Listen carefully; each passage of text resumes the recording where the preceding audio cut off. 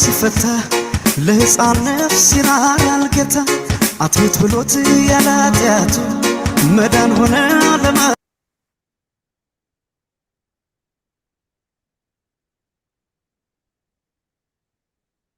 Welcome to the EABIC Council of Elders, Sunday, November 23rd, 2025.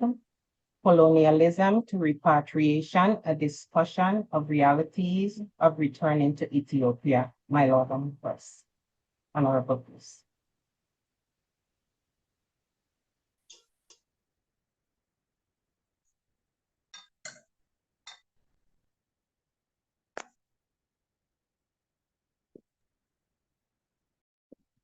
Honorable Chair.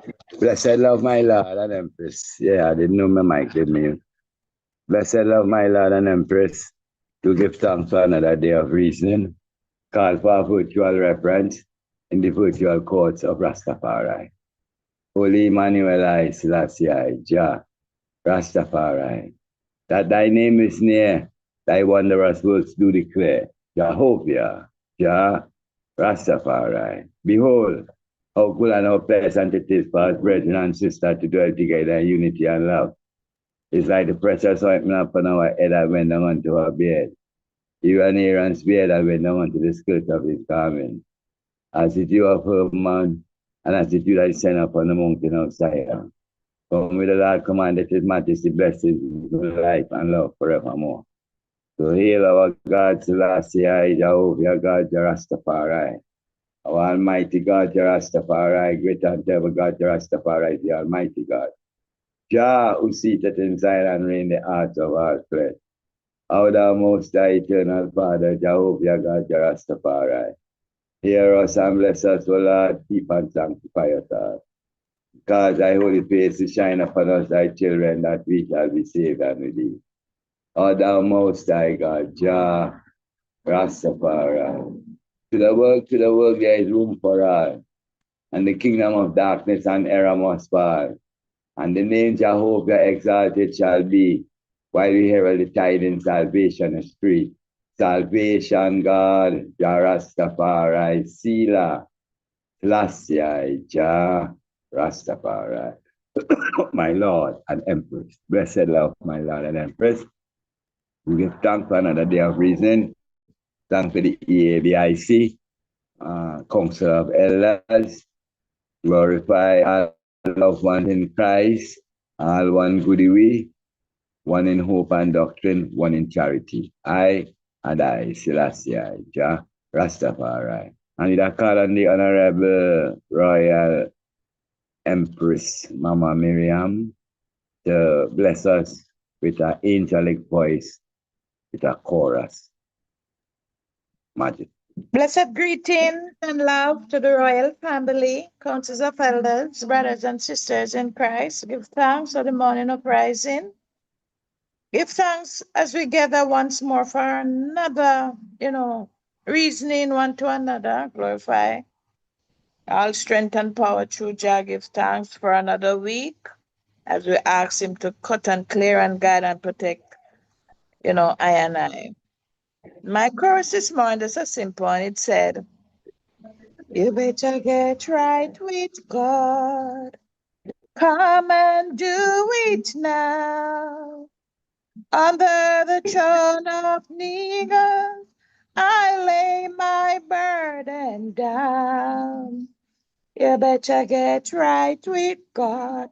God, come and do it now.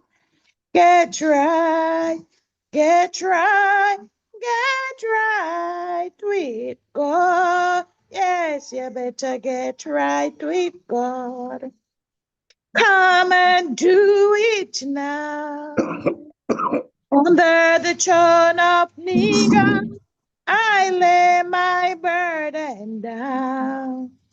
You better get right with God. God, come and do it now. Get right, get right, get right with God. You know, Holy Mount Zion, Zion, Zion, high, Lord, Holy Mount Zion, Zion, mighty Redeemer, wonderful Savior, Jehovah, Yeah, Rastafari, Rastafari. my Lord and Empress, blessed love, give thanks. Majesty, blessed Honorable Empress, do give thanks for such angelic voice, such article serenade, and call on the Honorable Priest Nappy to give us our word moving forward of inspiration. My Lord. Greetings, royal family, once more. Give thanks again. And as usual, give thanks to each and every one and the time that you set within this day, set aside for us to reason and get a clearer understanding, of this journey, So this day shall be a day where we shall get some clearances on coming, on this journey from colonialism to repatriation, those decades and all the things that has been done and the movement and the directions and the ones them who was what would I say ready to move along this journey, because it's like a relay race, and once and one take up the button and carry it to another level and give it to the other generations. So within all of that, we will explain differently all of the changes will take place and where we are right now and what we need to do in order to reach our desired day, So sit down and full joy to ride each and every one. And man say let the outdoor open wide, towards Ethiopia we stay. Most High, King Selassie, Jah Rastafari. Rastafari, my Lord and Virgin and Empress, glory and give thanks. Honor. My Lord. Majesty, bless my Lord. And Honorable Empress Trisha, could I give us the roll call? Yes, my Lord. Blessed. Blessed love. Roll call for the PABIC Council of Elders. Today, November 23rd, 2025. Honorable Priest Ainsley, Majesty, bless. Honorable Priest Nappy, Out of love family. Honorable Priest Rasavana, Present, blessed love family. Honorable Priest Earl,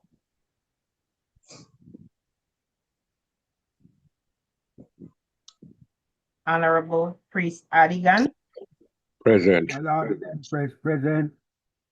Honorable Priest Aswad, Most present.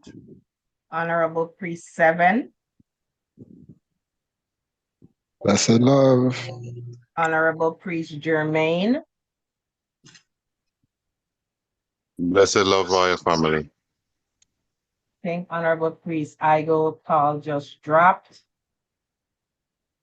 Honorable Empress Miriam, Love family. Honorable Empress Akim, Blessed love, royal family. Honorable Empress Lime. Welcome. Blessed love. And I see you there. Honorable Empress Cindy, Blessed love, royal family. Honorable Empress Afi, Blessed love.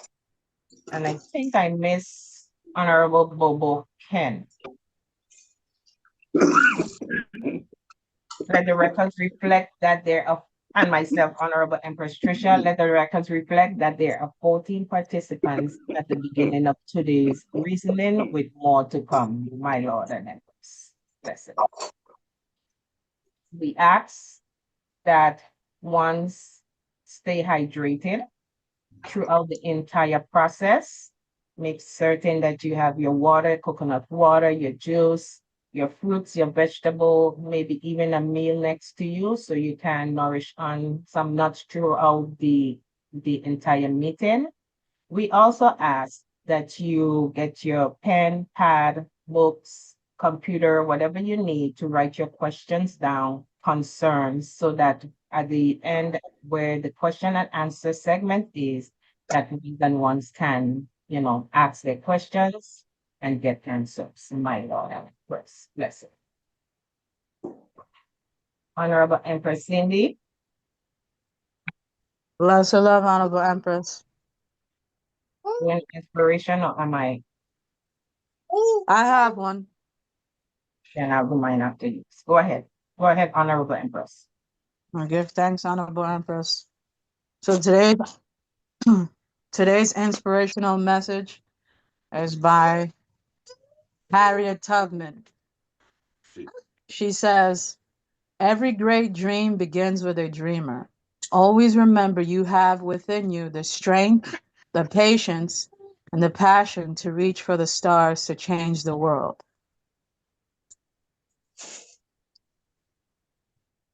All right.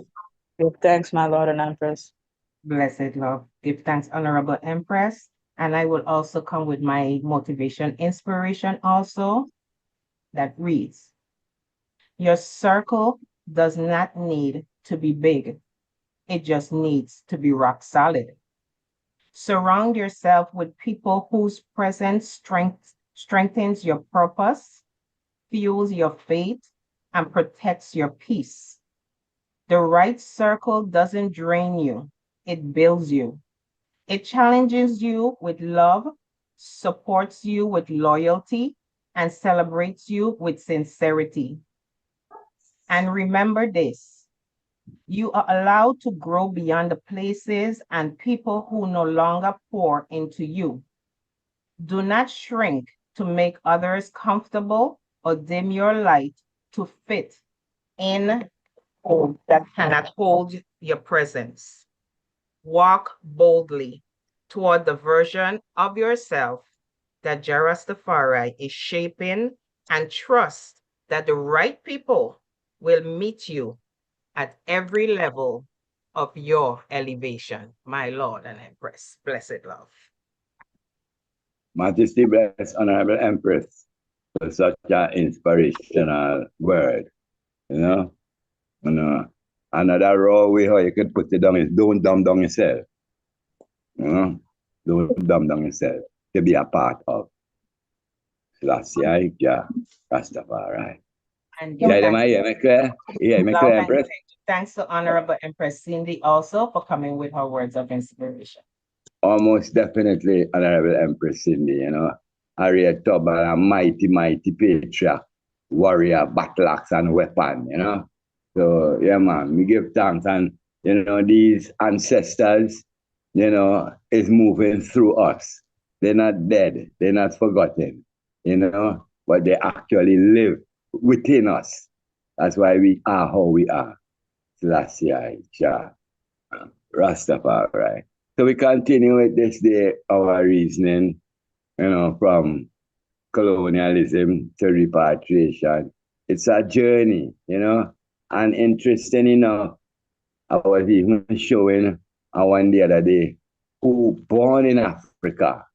It's also important how we portray that message, you know, because they born in Africa. They not experience what we experience, yet still they experience colonialism and imperialism.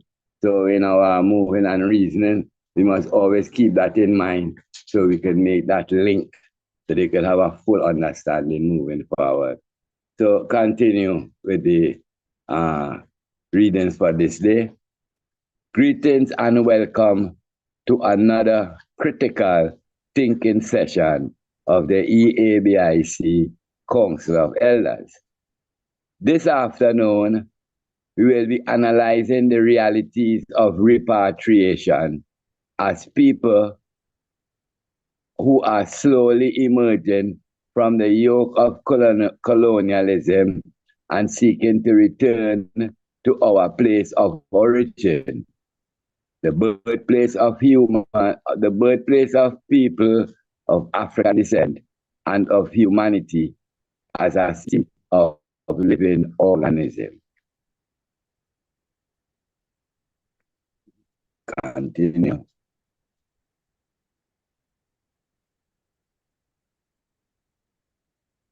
Rastafari. Go ahead, priest. Yes.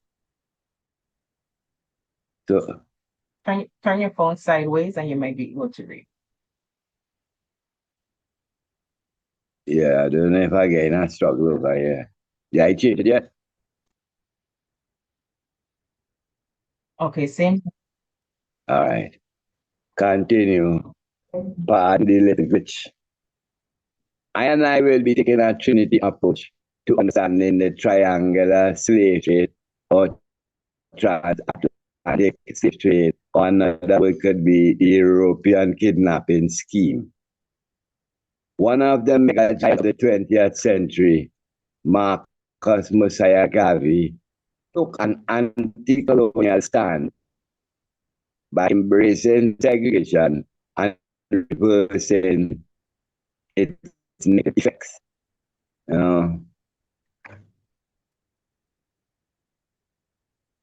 As we move forward,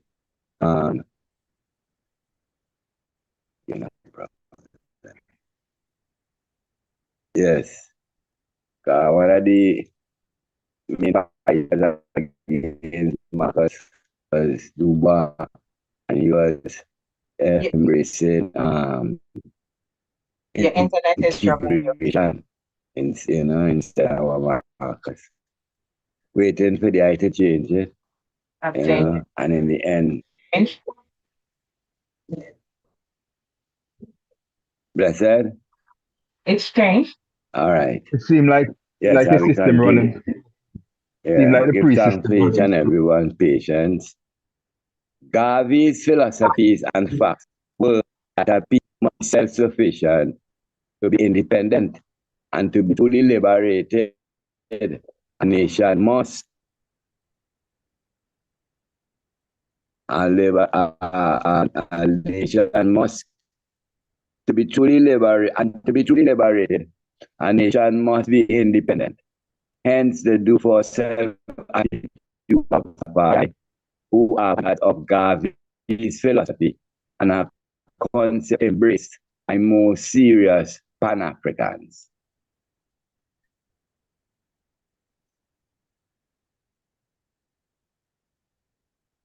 So we see in the same.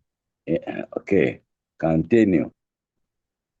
Emperor Haile Selassie revolutionized Ethiopia with modern development. Most importantly, His Imperial Majesty founded the OAU to centralize Ethiopia-Africa development and security. The Right Honorable King Emmanuel formed a government and established a Back to Africa mission based on self-sufficiency and separation from Babylon.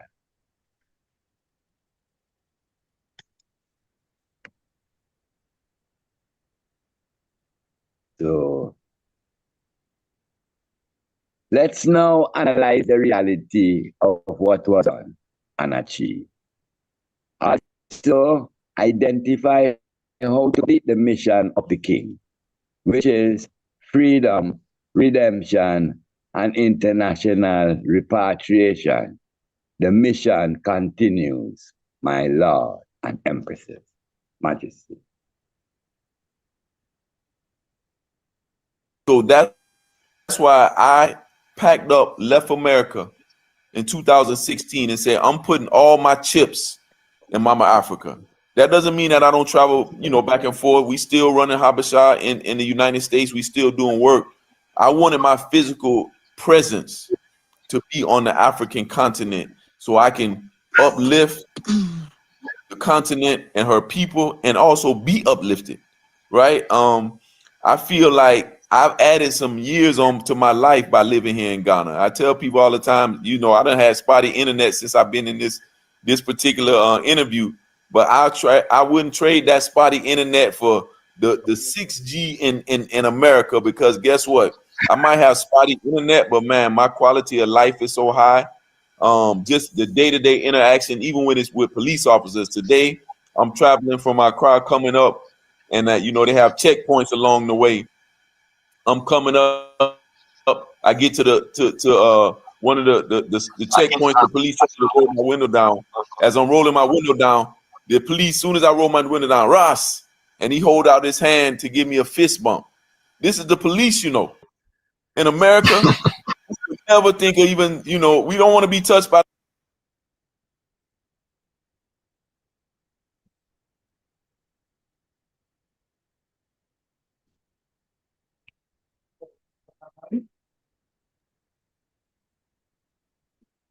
Honorable Priest Rasavana, my Lord. Yes, my Lord. The realities of African repatriation are multifaceted, encompassing the controversial history of forced immigration to countries like Liberia, ongoing efforts to return stolen cultural artifacts, and modern-day movements of individuals seeking to return to ancestral homelands. While some see repatriation as a path to reclaiming agency and addressing colonial injustices, others face challenges such as a lack of comprehensive reparation and the need to navigate the complexities of global economic and political systems. Historical context. Back to Africa movement. Early, often early,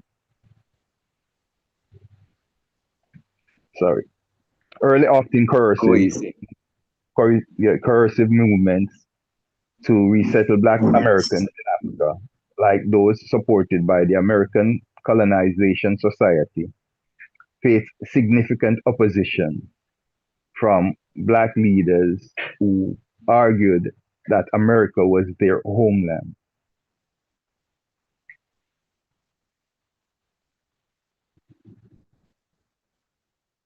Coercion and high morality.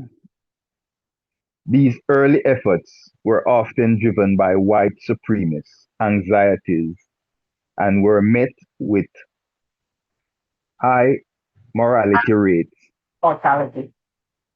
Mortality, sorry. Let me start from the top. These early efforts were often driven by white supremacist anxieties and were met with high mortality rates for the immigrants, as many arrived in Africa with little preparation. Things keep popping up on the screen. Preparation as a tool. The historical use. Repatriation as a tool. This historical use of repatriation to remove Black people from America highlights its complicated legacy as both a potential tool for agency and a form of exile designed to maintain a racial hierarchy. Modern movements and culture and cultural issues, self-repatriation. Many Black Americans today choose to repatriate to Ghana and other nations, viewing it as a return to an ancestral home and a way to seek a different life after experiencing racism in the United States. Cultural artifacts, reparations, repatriation. African nations are actively seeking the return of thousands of artifacts looted during the colonial era and held in Western museums. This is seen as crucial for restoring African history and reclaiming cultural heritage. Challenges for museums. While some museums are beginning to return artifacts, they often frame themselves as custodians and their efforts as insufficient to reverse the colonial narrative. Broader reparations and the systemic change beyond cultural objects. Call for reparations extend beyond cultural items to include the demand for systemic changes to address ongoing disadvantages caused by colonialism. Holistic approach. Proponents argue that true reparations must include justice for the past and present, reconfiguring global trade, and addressing issues like debt servicing and illicit financial flows. Sovereignty and resources. A key component of reparations is the restitution of African sovereignty over its natural resources and a restructuring of the international financial system, to be continued.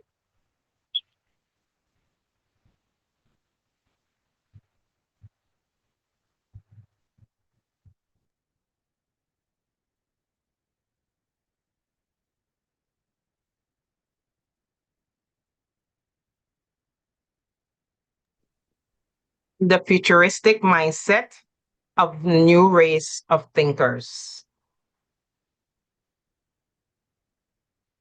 The memory of 400 years of brutality will not be washed away so easily. Growing up in the West as a fourth generation since slavery, we were educated within a Judeo-Christian philosophy. As Rastafari, we developed a resistant mindset, being skeptical of anything that had to do with the status quo. Our approach was always defensive, owning to the environment in which we survived.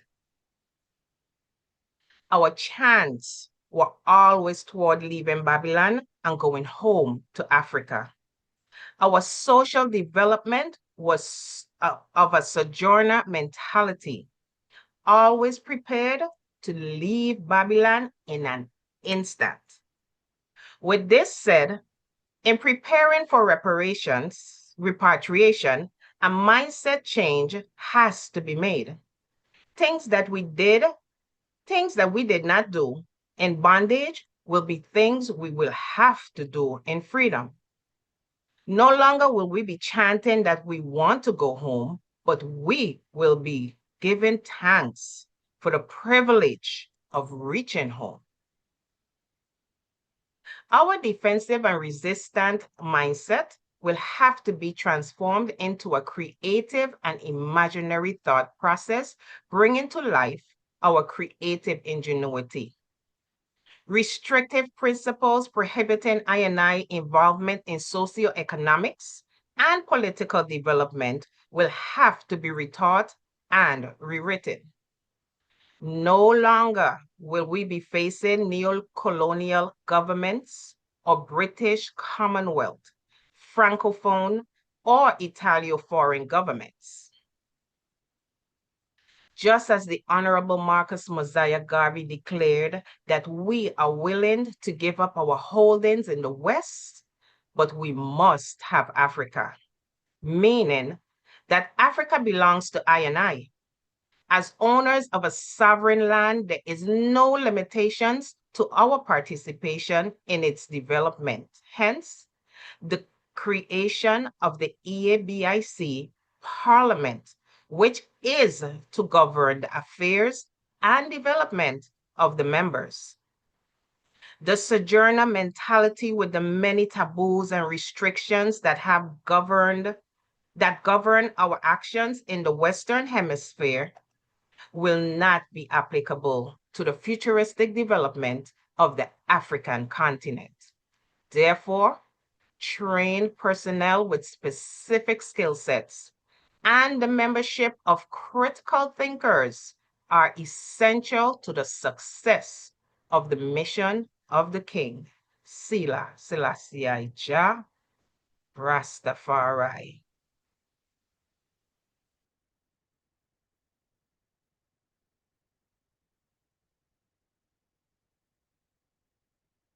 You don't know, this is the Caribbean Soca Queen alongside Gumption Sounds.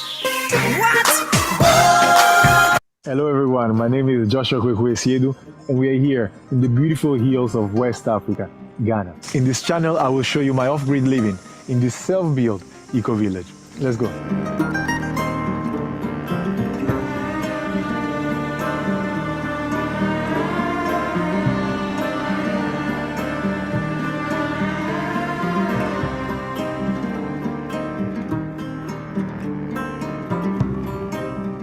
All has been self-built with the sporadical help of a few people that came through the years.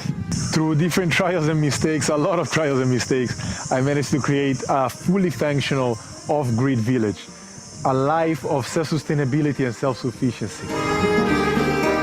When I first arrived, was abandoned, was a full-on bush, proper jungle. So there was a lot of work required in order to naturally develop it to this stage. And this is exactly what I'm going to show you in this channel. Not necessarily the end result, but the whole process that led to this stage. Therefore, subscribe, turn on your notification, and stay tuned. Live to learn to live all day, every day, for real.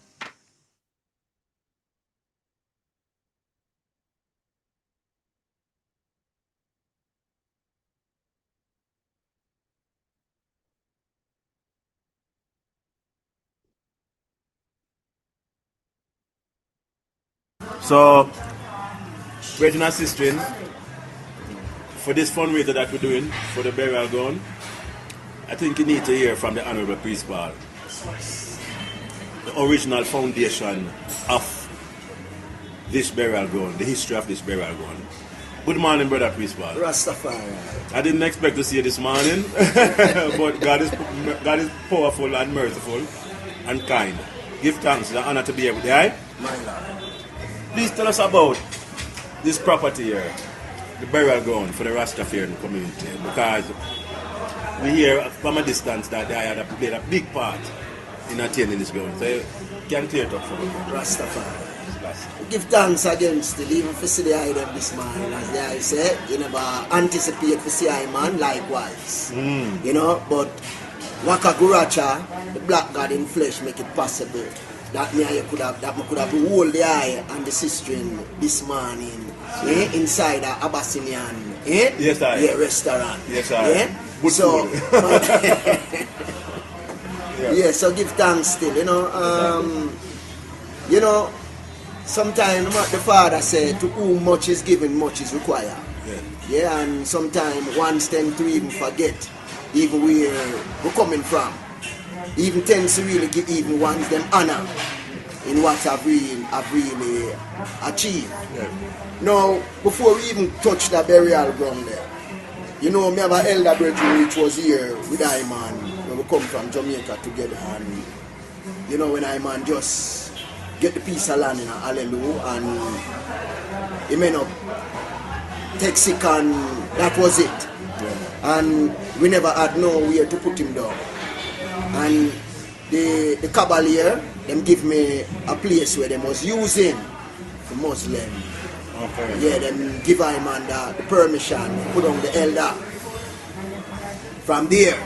Okay. And it's like, after putting him down, it's like other angels along the way fall. And eventually, too, we wasn't really maybe member of the Orthodox Church because they're not baptized or whatever, they're not accept inside of it. And so many of our brethren and sisters them maybe are not affiliated with that kind of So this place now, the local administration Cavalier give me there now so we could have put on with loved ones and there till we could have sort out ourselves. So along the way a few ones really lay down the sustain. You know, along the wayside still. That's which part I think Alton did really rest. Right, okay. In front of the Alton, yeah. Right. Yeah. So from there on, it's like it couldn't hold no much one. But from the city start expanding and them give me another place to say, well then for utilize. But because in light of the expansion of the city there it's like them curtail it still. I say, well, them places never really designated for them fullness there. Okay. So we'd have to go really, and go apply to them, to the municipality, which Iman did. Iman take the initiative on behalf of the community because it was so disturbing for knowing that when we beloved one them fall down, it's like we have to run up and down, like we find ourselves in disarray. Yeah, because we don't have no way to put on we love one them and yeah, it was so shameful. So Iman deliberately take that for say, well then, indeed, we need to, you know, and Brother Teddy was side by side with Iman in all the way where Iman make with him still. Yeah. You know, and through the security work we was doing there, you know, with the security, it come through that. Okay, yeah, the time they when the man in there wear blue and yeah. That was the but next. Before okay. that. Yeah, the head of the security, when we established the police station, that's how it come about. Okay. When we established the police station, you know, the head of the security, he make him be in duty then for say, well, for help me to really get this piece of land. Okay. And he did it. Yes. He did it. Yeah. And we pay 2,500 birr for tax at the time between me and Brother Teddy feet. And we get the land title and everything for it. Yeah? And the people them are sure say, well, see it now. Soon the community thing there. So this is how this land came about now. And so Bongo Rocky was an influential elder among we. Yeah, long live Bongo Rocky. Yeah, which everything I and I did, he endorse it. Yeah. Everything I man find myself was doing, Bongo Rocky endorse it. And when we come and we tell him, say, Bongo, we get this in him, I say, what? Wow. Him have the first £100 if you say if you start the fencing, that's what the man tell me. And tell me that if tomorrow morning him should have passed, a day him want we put him down. Yes. Because it's our something. We have to own something now. Yeah? So Bongo Rocky gave away £100 concerning the fencing, the development. We'd have even all have planned how we did want it to structurize. We have a little chapel inside of it. We have the plan the same way. Where we'd have say we want to structurize it. We have a little chapel in it where, you know, we'd have conduct a little ceremony inside it when we beloved one them step away and set it certain way. This is how we did have it. Mm-hmm. So along the way we get a little change. Sister Ascali did assist with. Sister Ascali Selassie? Yeah. Whose daughter is a dancer and a violinist. Yeah. She assists with in raising some funds at the time. Okay. We say, well, we could have commenced with the fencing. So, in light of this, where the item really doing, and give thanks. We say the item take the initiative today. We say, well, then, for really rally the cause. If we say, well, then, for really develop it up now. Yeah, because to me, I don't understand my people then. When we never have nothing, we are run up and down. run up and down when the beloved one them fall by the wayside. So, we give thanks again, and Mr. They took up the initiative now for say for rally, one's wrong discourse, because this is an important issue where one should really take to attack, because there's many one still in the community who are still not affiliated with the Orthodox. And this is the community bereavement ground. So give thanks again still, as I say, for the eye, and whoever rally with the eye, to say for really rally forces around still for so well to deal with it, because a long time it did it.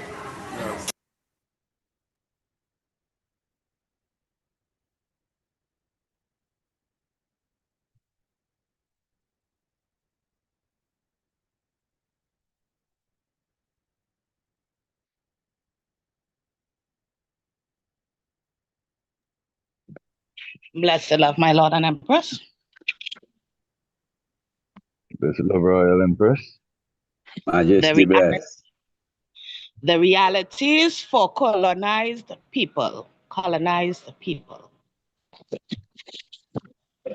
The realities for colonized people include the loss of land, cultural identity, and sovereignty, along with economic exploitation, forced labor, and systematic racism. This often leads to long-term consequences such as environmental degradation, political instability, identity confusion, and social and economical inequality that persist even after colonization ends.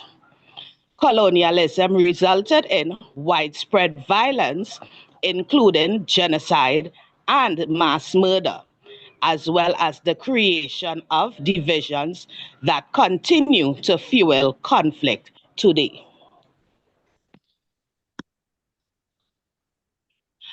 Social and cultural realities, loss of identity.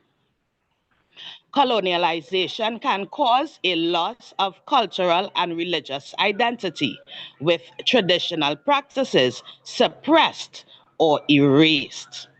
The imposition of foreign languages, religions, and social structures can lead to confusion and a sense of unworthiness. Social division.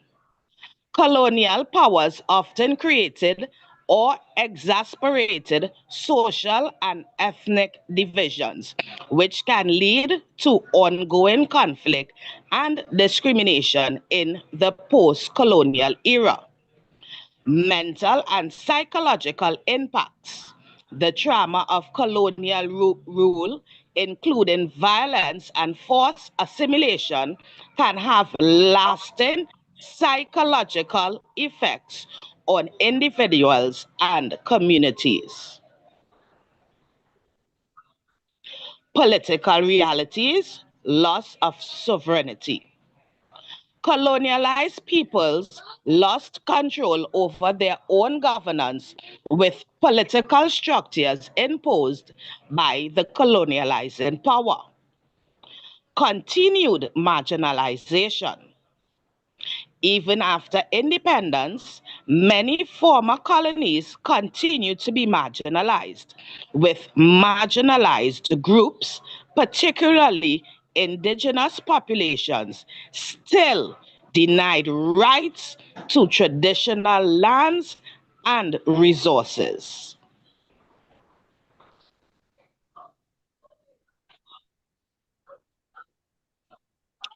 Disruption of social structures.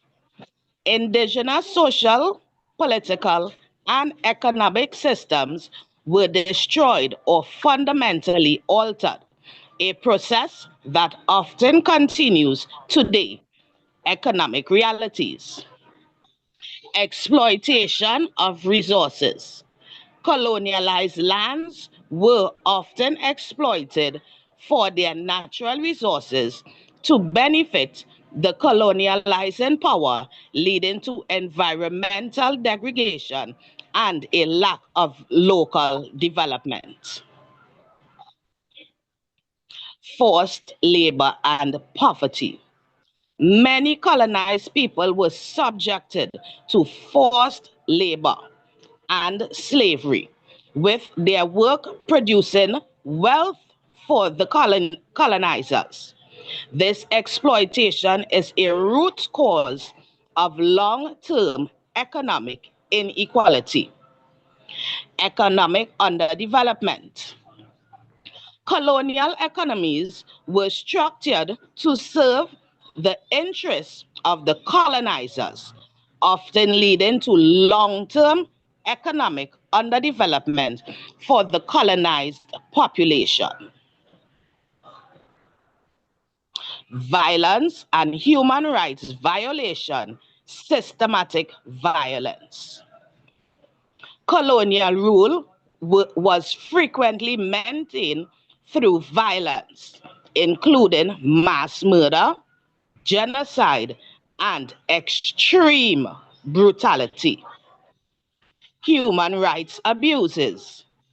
Colonization often involved severe human rights violations, such as massacres and the severing of body parts to enforce quotas, as seen in the Belgian Congo.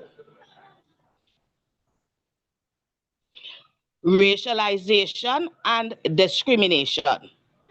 Colonizers often use racial hierarchies to justify their rule, leading to systematic racism and discrimination that continues in many societies today. Continue on reading by another mighty angel. Blessed love.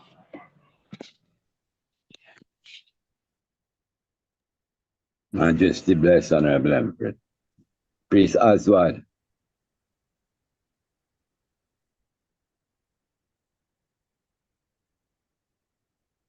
Honorable Priest Oswald, my lord.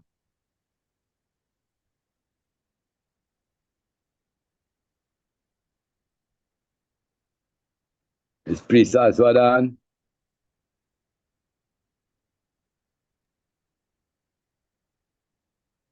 Let's pull it up, Empress.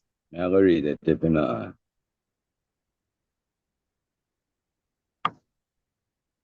Blessed love. Priest Oswald, you're on?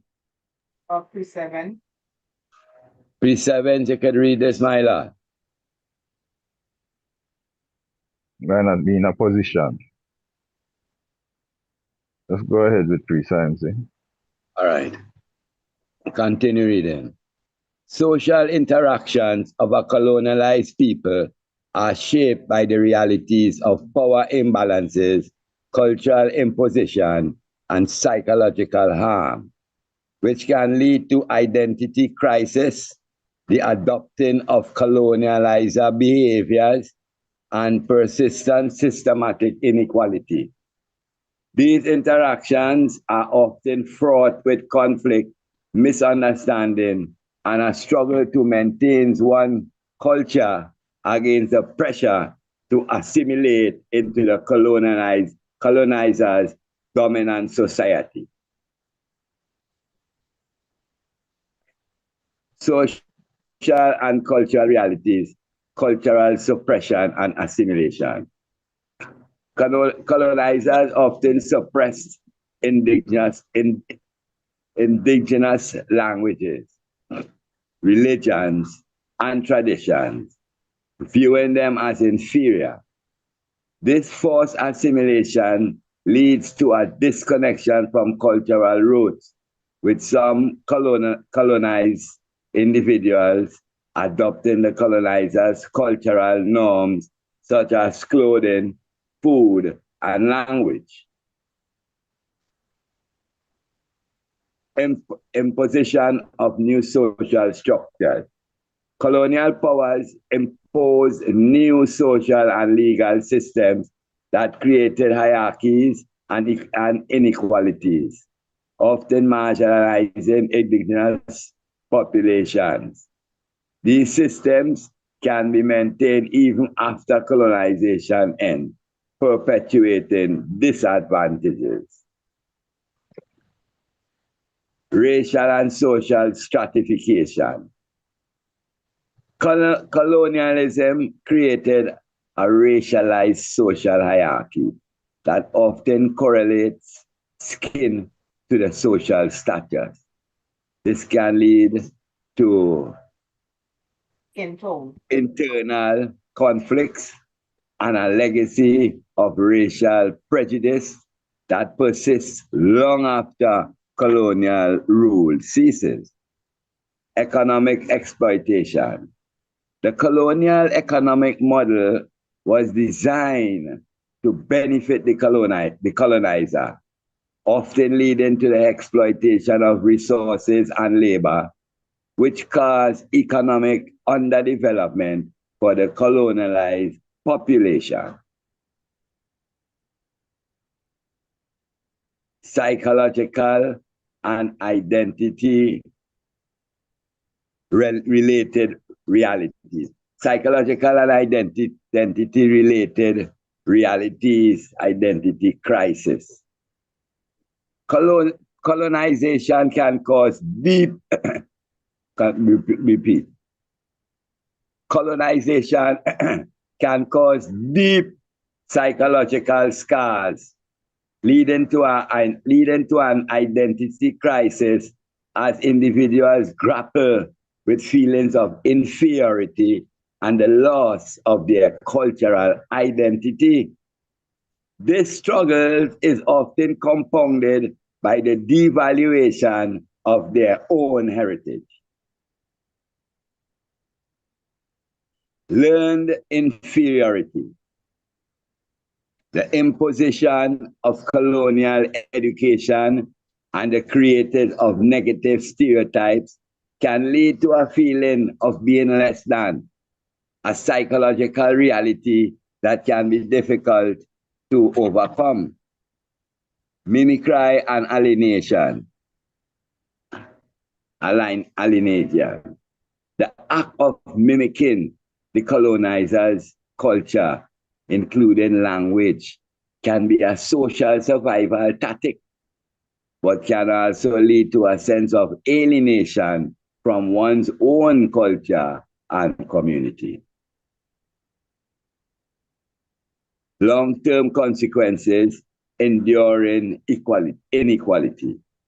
The systematic inequalities created during the colonial era can continue to affect social, economic, and political structures in post-colonial societies, leaving a legacy of disadvantage. Struggle for cultural preservation. Many post-colonial societies are engaged in a continuous struggle to reclaim and preserve their cultural heritage and language, which were suppressed for generations.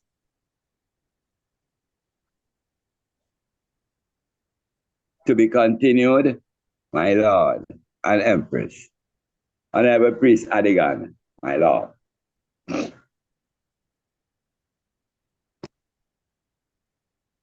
Identify and explain the reasons Black people are hampered by disunity, post-colonialism.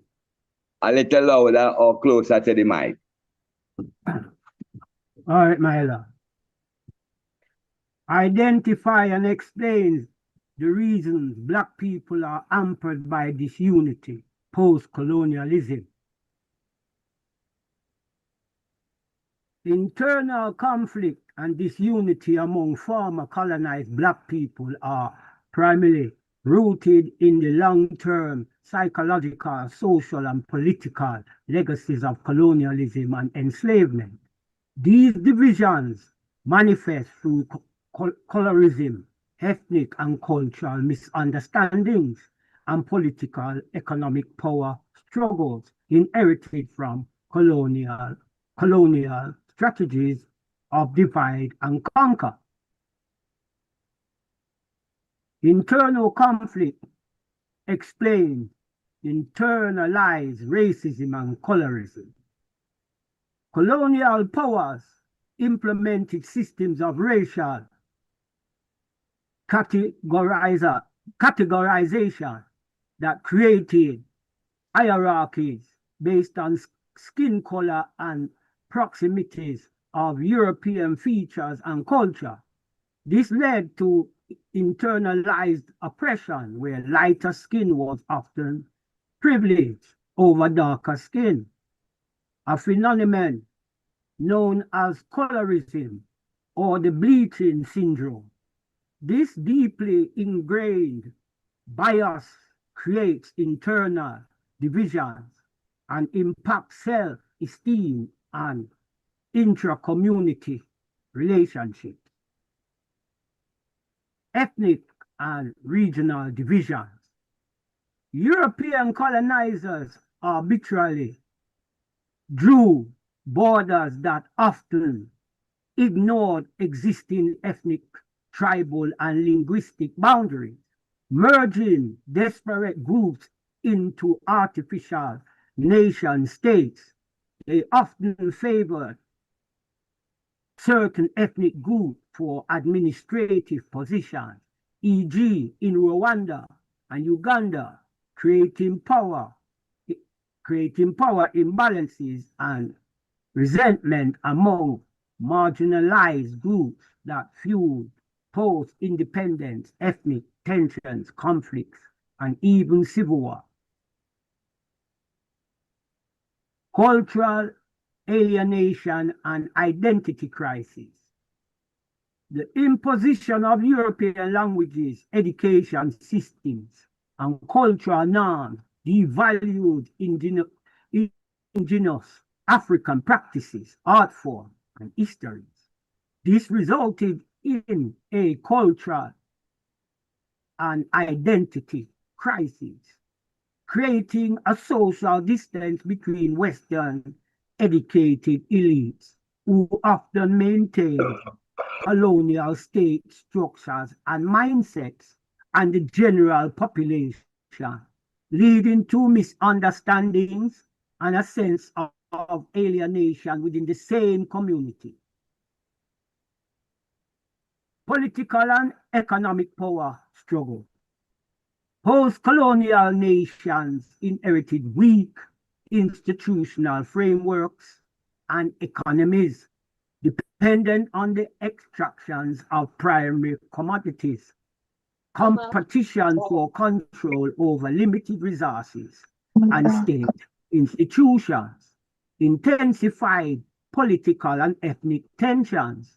Insecure post-colonial leaders often excluded rival groups from power, leading to a cycle of political instability, coups, corporations, and further conflicts.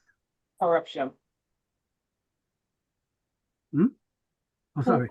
Corruption. Coups, corruption, and further conflict. I log in, please.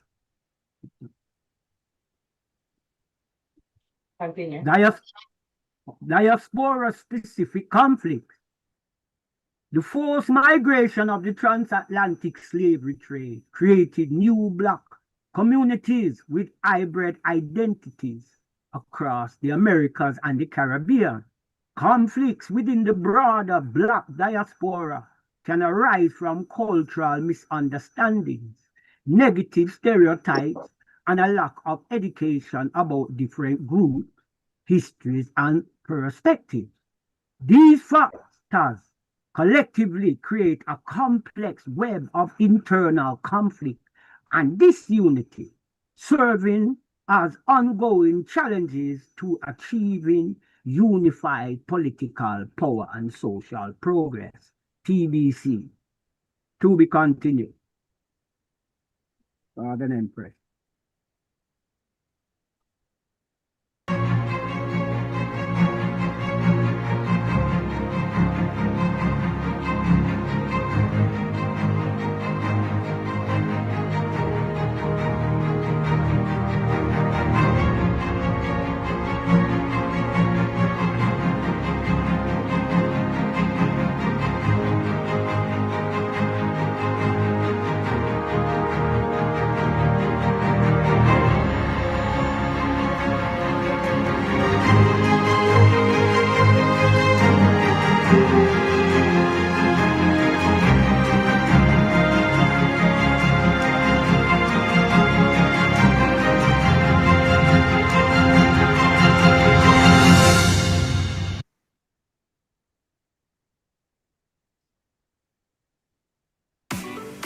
SuperDollar is your one-stop shop for everything. We have your best price electricity.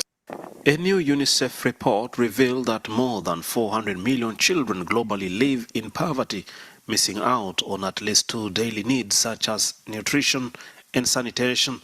The new report warns more children are at risk of falling into poverty as global funding cuts, conflicts, and climate threatens access to services crucial for health and well-being. The report further revealed that early labor is now rampant among several communities.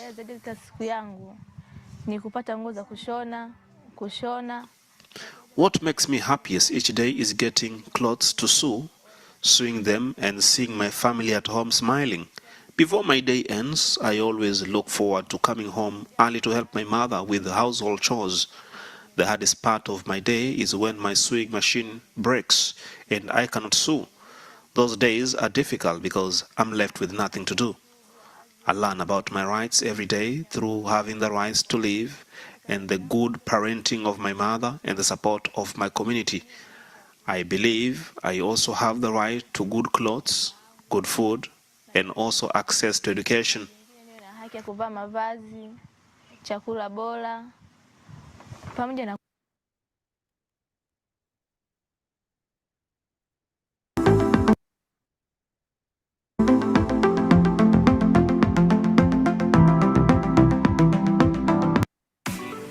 SuperDollar is your one-stop shop for everything. We have your best price.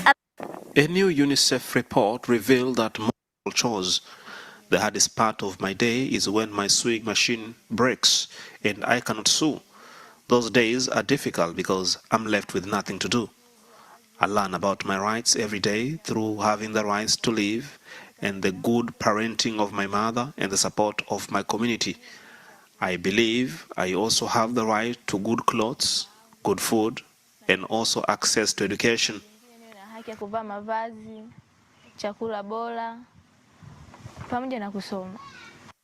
The report also revealed that more than 1 in 5 children in low and middle income countries, or 417 million, are severely deprived in at least 2 vital areas critical for their health, development, and well-being.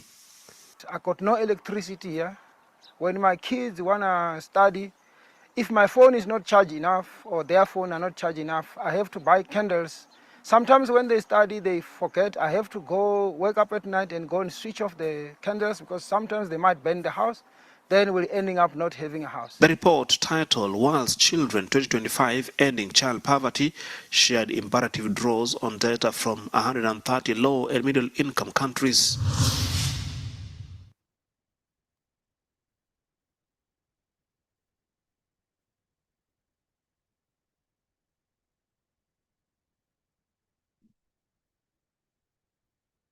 Blessed love, my Lord and Empress, this completes today's program, and we are now open for questions and answers. My Lord and Empress. Back to the chair. Majesty bless, my Lord and Empress. We give thanks for the information, what we see, to see the hurdle, the bridge we have to build, even from the colonization period, then post-colonization era, into even repatriation and reparation out of this land. So it's a journey we're on. So we see it's more than even just getting a ticket to go reach over yonder, in Mother Africa. We see it's moving forward with a plan, with a structured plan to build wherever we are and be our assistant and a strength to the people there who we find ourselves around. So it will be good for we to assist ourselves with tools of skill tools, skill set. Not to say the man them down there up they don't have it, but we can be a strength also. Young man, electricians, solar, all these kind of things that we are exposed to here to learn in the West, especially the young man. So we see our great future, we're preparing, as much as we are going over there, we're not abandoning here like that because we still waiting, we still agitate for the Starliner, but in the meantime, we are reach over yonder. So if we can build a bridge of trade, guys, so we see the white world do things, if we could build a trade route, seeing as even in Trinidad here, they're organizing to have direct flights from Trinidad to Ghana, which will open up a trade route for us, Because I always say they have things there that we could sell here, and we have things here that they could sell there. And if we come to the table and really reason one to another, especially the man them in the continent, we can up the arms, set up, construct a trade, and moving forward. But I don't want to take up too much time. That's my little thoughts that I had from looking at, the whole presentation. So the floor is open, my Lord and Empress. Comments, questions, observations, my Lord and Empress. Honorable Chair, to the My Chair. Lord. Yes, sir. Just a few directives. From colonialism to repatriation. When we look, and this is really the agitation that I would love I and I to tune in on as we begin. We will reach different stages and get certain different realities, but start off looking at this reality. Because as the headlines of most of those readings stated, realities of repatriation, realities of different realities that we must face. And one being that we are a hybrid. We are coming from the Western Hemisphere. Our mindset must first be repatriated. That's the first process, That was why the camp yard is there. 10 miles Bull Bay. Yeah, the camp yard was for purging and redeveloping that African-centered mindset. Now, what do we mean? Just think of the things, the way we learn things, the way we were taught, the Anansi stories, whatever it was that the way we were taught in the West. The African continent has a whole different reality to it.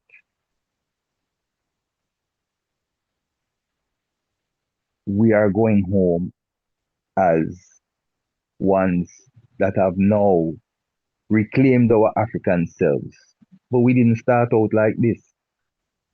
We are coming out of a deep brainwashing, a deep process of being colonized. Like the one songwriter put it, 500 years or 400 years of brutality could not be wiped away so easily. So as we evolve into our, African selves, we have to look at what we are bringing home, the mindset that we are going home with. I think the Honorable Empress Trisha, in her readings, it said, when we are there, we will no longer be singing that we want to go home. We would be, exposing that we are glad to be home. And there's, many other things that we didn't do in the West. The sojourner lifestyle, as it says, the way the man did say, always just have a suit pack and prepare at the foot of your bed. Because any moment, ship can come and we can go home. Look at the symbolism of it. The man is saying that freedom can bust at any time and I can get the right to leave and to be repatriated. So we must live that life there. don't be attached to nothing, don't be affixed to nothing where you can't walk away from it in 30 seconds flat. See? So that's the lifestyle that we lived, the mindset that we had for many, and I remember now that shaped us, that handed down from, it's a generational thing too, because we weren't the first. Our foreparents before us, or my father, grandfather, they came down through similar things, you know. Now, as we prepare and we going home, we have to look at ourselves. We have to make sure, say, as the Honorable Chair always say, that we're not going to a tea party with a full cup, because then we won't be able to receive what we are to receive. Yes, we have knowledge to share. Yes, we have high spiritual testimonials to share, but we must also remember that we are the hybrid African. The indigenous people never left. So in all their colonized state, there is still roots there in the different regions of Africa, deep roots that you can trace back through thousands of years that links us to our ancestral tradition. Blessed love, family. My Lord, Majesty bless. Floor is open, my Lord. To the chair. Yes, good afternoon. Blessed Lord. Again, my Lord and Empress, the thanks for all coming in and those to come. We are on the YouTube, the ABIC Council of Elders channel. Give thanks, Honorable Priest Savannah, and it's a good thing, I'm glad to see that you did say that, and, we have it here in our preparation for repatriation, the changing of our mindsets, and that the things that we have learned here while we're in the West, we will need to relearn. But most things may not leave us until we actually reach to the continent to experience the live that is really happening there and how it affects us. But, even within this liberty, so many ones seem to think that everything that we are doing, it is taught, I should say.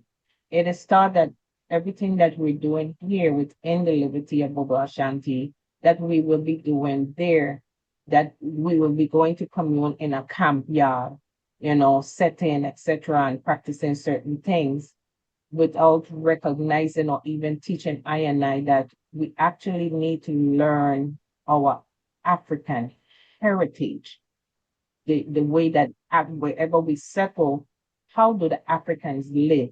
What do they do, with maintaining many of our principles. My Lord? Yes, I was saying yes, and their language. Go ahead. And the language, yes. And even learning the language from now, because the little princess was just speaking, her language, and how many of us understood what she was saying without the interpretation, without the interpreter. So we have a long way to go, my Lord and help us. Listen, back to you. Floor is open, my Lord and Empress. Blessed love, Honorable Majesty and bless. Honorable Empress Mariam.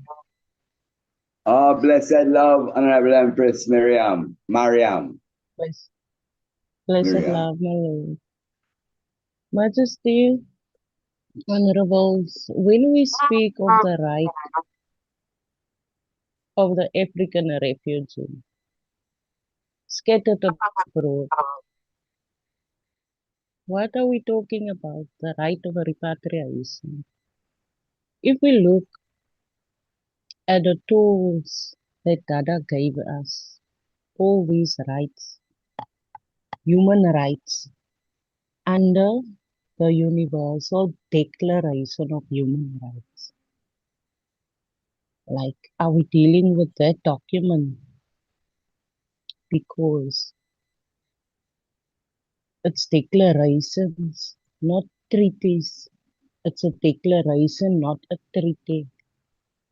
A declaration is not enforceable in court of law under international law, there does not exist anything like the right of the African refugee to return to Africa.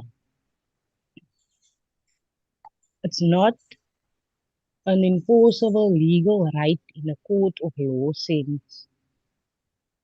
We have to look at these rights at where it becomes legally binding. The Declaration provides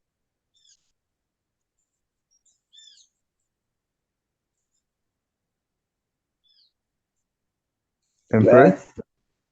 Empress, yes, we're my Lord listening. and Empress, the No, we're Declaration listening. You're very provides interesting. You're a very moral interesting. political Please. standard, right? It's not a straight guarantee.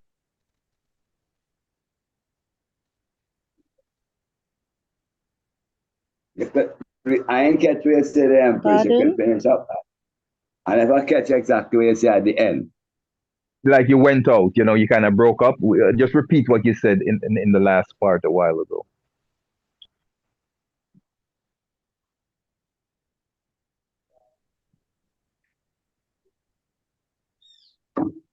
Internet problem. It seems that way. But she was very interesting. She knows what she's speaking about. She's taking us now to the next level of the conversation. So it was pleasing to my ears to hear her going into that arena, Yeah. especially Yeah. from a royal empress. Coming from a royal empress. She's Yeah, from South African Empress. give thanks, man. Very, very, yeah, man. You could I never catch exactly what she had said. You could give it like paraphrase. Well, what she's alluding to is Blessed that the Lord, right. Oh, Yes, here she empress. goes. Royal empress. Go Yes, ahead, yes. Empress. Yeah. blessed Lord, honorable. Go ahead, Empress. Yes, my Lord and Empress. As I was saying, the Declaration provides a moral political standard. It is not a straight guarantee. So that means to say we have like 50 countries in Africa out of the 54 because we know that 3 already opened their doors, plus Ethiopia. They've got their own political standard. Get what I'm saying? So if we talk about repatriation based on these rights, we need to look at it, I mean, say the right is there, but it can be limited. So we need to familiarize ourselves with any limitations on our rights. And we need to understand when we talk about repatriation to Africa, we have 50 countries that have their own political standard, whereby our rights under the Universal Declaration of Human Rights can be limited. So we need to familiarize ourselves with the political standard of these 50 countries. The other thing I wanted to say is Marcus, on the other hand, his repatriation program was not about bringing Africans to Africa, but it was all about Black economic power. The aim was to create a self-sufficient Black nation within Africa. Right? If we look at the example of His Majesty, for instance, he opened the door of Ethiopia, the Almighty, the Most Highest, right? He had the power to do that. As an example to other African states, right? The man said, same way we was taken from Africa, same way we shall be returned to Africa. Now we had certain ports, like Ghana was the main exit point. Ghana's always been the mouthpiece of Africa, and for years has been a beacon of light for Aina concerning repatriation. That's basically all I had to say, honorables. Well said. I think that is what makes it tricky, you know? For I don't think realistically every African country, you know, because it becomes tricky. Yes. Because Africans was not, it's not like they were taken out of. The main exit point was in Ghana, whereby the Africans was forcefully removed from the motherland. So I think realistically, not all the countries within Africa will open their doors, you know? Yes, my Lord and Empress is basically all I had to That's it. say. Blessed Give love. thanks. Give thanks. And that last perspective, Honorable Chair. Honorable Yes, Chair. my lord. Yes, my lord. Yes. Yeah, I was Yes. in that last perspective, we have to understand too, because there are some countries that are saying that they had no part in the slave trade in any levels and any form then. So they don't really see the obligation to opening their doors to an immigration policy like that, a repatriation policy. Open the So doors like Ghana. yeah, so that is a reality that we have to also look at within our viewing. And another thing the Empress was stating is the fact that even though we have certain human rights and it has been declared and covered under the Charter or the Declaration, as the Honorable Priest Adigan rightly pointed out, under the Declaration, it's not legally enforceable in that way. You know, there's ways to get it legally enforced, but that's a whole nother reasoning because there's complexities to it, is what she was highlighting. So within those complexities, she was saying that um, we need to look at the 44 countries that have a certain set system and see what their politics is. What their politics is. If you're not talking, mute your mic, please. Yeah, yeah. She to see what their policies are in regards to returning residents, in regards to what our ambitions are, our aims are in returning, to see what their politics is, how their language, how their immigration policy is shaped. You know, what kind of legal standing do we have in those countries, and how, you know, when you know their policies, you can know how to approach them, how to lobby is the word, how to, you know, advocate for change, for amends, for, you know, um, evolution, you know, in general. Seeing so, very very solid point, Empress. Very very solid point. Well taken. Come on. Back to the chair. Rastafari. Yes, I. Ghana give thanks for them perspective there. You know, right? A natural for the Omega say. So as she is saying, the point of exit from Africa was based around in West Africa, which is Ghana and then other places. I don't know if Sierra Leone had a place too, but we know Ghana. And basically, that's what she's saying. So that natural. That natural. So the floor is open, my Lord and Empress. Give thanks for that perspective. Yeah. To the chair. Blessed love, Empress. Blessed love, my Lord. Honorable Empress, yeah. And as the Empress also stated on her last point, on finances, right? Yeah. King Emmanuel said we are of the nation, well, kingdom. And Marcus Garvey showed us how to create that kingdom. Why are we still behind, my lords? And if we have answer for that, we better be in front. Even though you understand, even though everyone they say King Emmanuel left the blueprint and the black print for us to follow, why are we still behind? Yeah, When a it's good point. A good point to analyze it. Yeah, this is a critical thinking session. So that's a very good point for us to break down and analyze. Great question. We want probing questions. So that's a great probing question. Why family? Why are we still behind?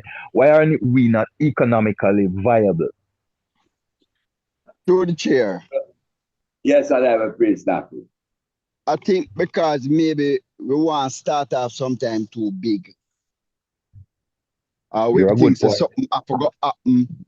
It have got happen in a big farm in order for us to make the move. No, it don't have to. Can't talk simple. Because a lot maybe the mindset where we have still is that we just want to leave and yes and just go Africa and done. But in the reality of it, it's gonna take some back and forth in order to fully build the heaven where you want, per se. You understand, my lad? So there is a certain way of liberty, where, as I say, where under King Emmanuel, if you know the fullness for man and King Emmanuel per se, whenever you go to these countries, you're not going to have no problem with the people, You see, because the system with King Emmanuel's chant is a fair and just thing. Totally. Yes, sometimes some of us interpret it differently. Totally. Make things say we gonna come in and just go and just dictate and reign over people. When no, we're going in, man, and we learn them system per se, brethren. Come with the ideas, whoever it is, because whoever it is, we have to do some kind of business. We're going to generate some kind of funds for finance, whoever we are dealing with. Because, for instance, we get a little foothold in Uganda, and it was through mainly education. But through with education come now, we can divert and get business done through the school differently and buy different property and all of those things. And then back up on business ventures. And as I say, it's a back and forth thing, So I think that is where really the kind of scare we have somewhat. We think, say, why the shipper come and we just jump and leave. Maybe that I go up one at the time, but I'm going to try do what me can do right now. You know what I deal with. And as I say, it just starts simple. And if you just keep moving, you'll be surprised how far it can reach in no time. What I say, Pretty Snappy, is the truth. Sometimes we just want to start too big and then realize one cook or full the basket. Because when I come down from yard, that did give me some brooms, but them confiscated in the airport. But I come and I look now, and to me, that man try to feel people, and understand people. It have slight different little cultures in all the islands. St. Vincent, Bahamas, Jamaica, Trinidad. So in saying that, to say when I look at Trinidad, I say brooms now go sell. People now go buy brooms in Trinidad. You know how Trinidad people say. If I any broom, they might buy the cocaine broom. 1 and 2, but the thing, so I sit down there, I look at cricket, and there's a man I see selling nuts. And I say, boy, what if we start selling nuts? Them time the nuts is $300 a crocus bag, and it a sell $1 for one. When you sell the first 300 pack of nuts, start government sell nuts. Say that 110, 200% profit. And we take time and we build. But after it get there, the camp broke up and one man do not, all man personalize it.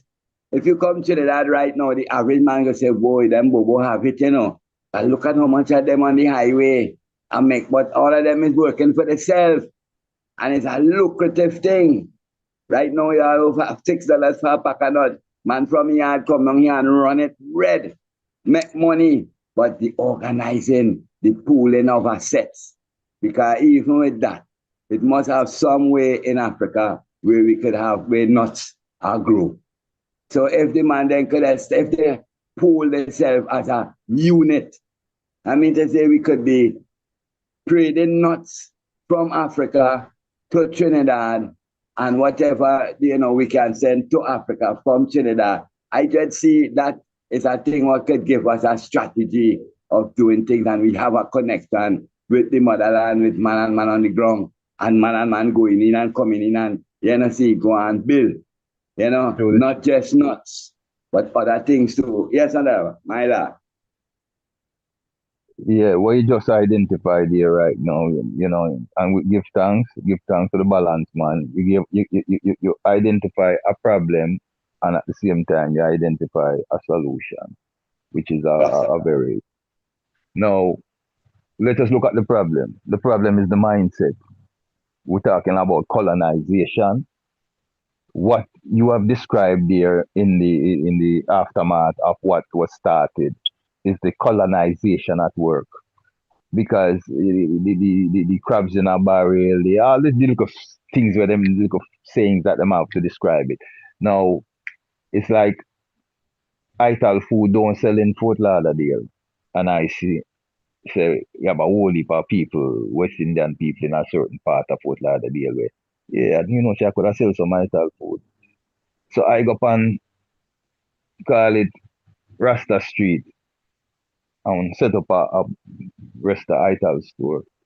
And because I did done view out the thing and she said the thing, make me due diligence and make me survey and she said the thing can work. And I put me investment in there now. And thing can work and it'll work nice and it'll go good and people a man come now and him just go two black over and him go fly one. Same way. And the next man come two more black down there and fly another one. And the next man come is the system and the way them teach we. Now, instead of now we forming a system where all of I and I know what them would call a cooperative. You hear the word? A cooperative. Where everyone now can benefit because we say this is a lucrative thing. So you know we're gonna bring in ones and ones now within the community and say, say this thing is lucrative. We can put one over the next street over there, so and we can put one over that zone there, so and every man can eat food and they don't teach us these things. They teach us now just like what I said and just like what the I said. 50 man on the highway selling nuts now with no structure, no coordination. So it's not an industry. It's a hustle. Yeah. When it's an industry we want to create. It's a hustle. Yeah, it's a hustle. When it's an industry we want to create because we want to create something that when we step out, when we are not there, or when the generation that's there is not there. And next generation is there to maintain it because it is a moving, not a static thing. It's a ever moving and growing and evolving thing. And when if not stop work due to how flow is there, you divert the flow into something that is working. But they don't teach us these things, my lord. Yes, you say a thing they priest, and an image comes to my mind. Even in Trinidad here, you can see it in America too. You doesn't see how them Chinese and them Korean that have store side by side going down the line. You ever notice that? Like how you say a man come and put a shop over there, next man put a shop there. You just see them Chinese businesses. You have a restaurant here, you have a restaurant right down the road. You have a restaurant right across the road. But as you Ethiopian them do it, Ethiopian them do it in Washington too. You have one or two streets there where they're straight Ethiopian restaurant, one beside each other, one beside each other, go down the line. But here the key when you talk coordinated, it's structured. And they're working with one another. That means to say if three of we have the same business, we all buy in a judgment bulk, so it's cheaper. We can sell it for cheaper because we get the thing cheaper and everybody can sell. That's the science, my brethren, right there. And here one now. You see when my thing run out, me I send you over to John Fouty.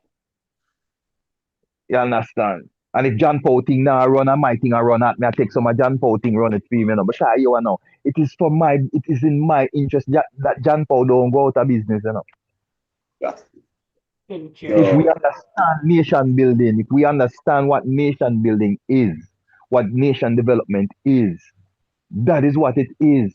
It's the more of us. It's the pa and ma business in America, what them call the pa ma business, the little business man, not the Walmart and the you understand? Is the that is what is the heartbeat of a developing nation, you know, and a developing people.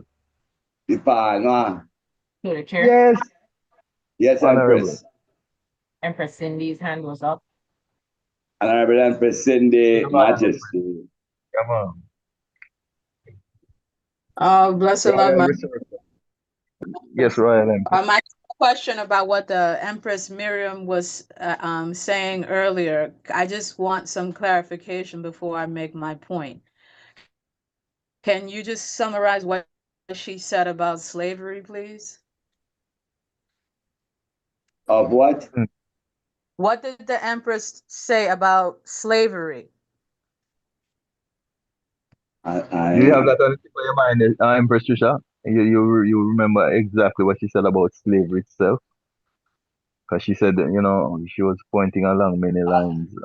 I think one of the things she was pointing out is that the exit of I and I from Africa was based around a particular area, which is mostly West Africa. And them ones they are around there. So I think that is what I heard. I talk about slavery, Emperor. Yes, that It was wasn't the whole of Africa. Oh, okay. Well, so there's a book written by James Weldon who talks about the Atlantic slavery. He talks about the transatlantic slave trade. So he maps out the continent exactly where enslaved Africans were taken out of. And by the looks of it, it wasn't just in West Africa, it was in West Central Africa, it was in Southeast Africa. It was also in East Africa and also North Africa. And another thing I wanted to about the exit. She was talking about No. Yeah, but one question I will ask the Royal Empress, because let us, yes, she's a vital point right here.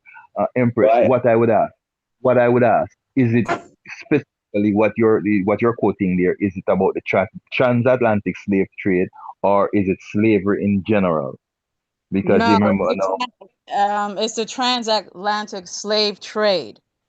Okay. So what the author basically describes is where along the lines enslaved Africans were taken out from. Now, that's a transatlantic slave trade, but there was also the Muslim slave trade that was much more earlier. But the author is noting that it wasn't just in West Africa itself, it was also in West Central Africa. You understand? All the way up to South, the Swahili area of the Eastern Africa. There were also Africans taken out of there as well. Yeah.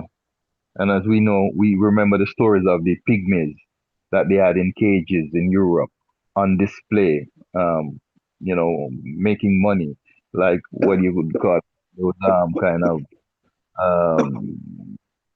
gypsy touring things. What do they call them? Like circuses and them thing there.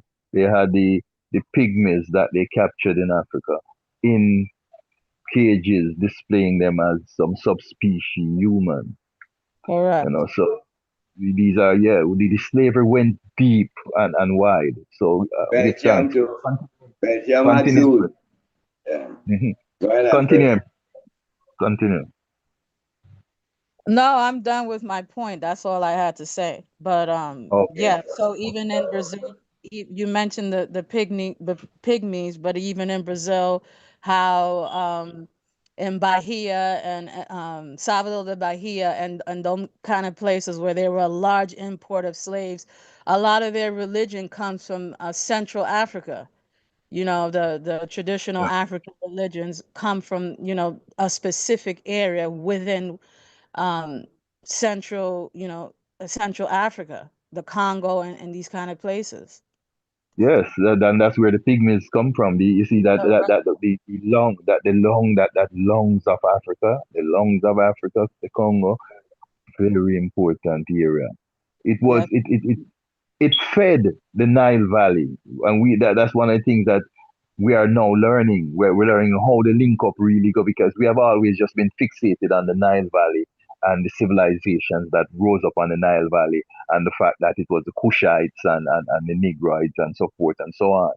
But more and more now the dots are being lined up now, where we are seeing that a lot of the deep culture, the spiritual culture, to those, especially those that the colonials fear, came from in the deep part of the Congo. Yes, sir, my Lord. Give thanks for the clarification. Priest Edward turn is up.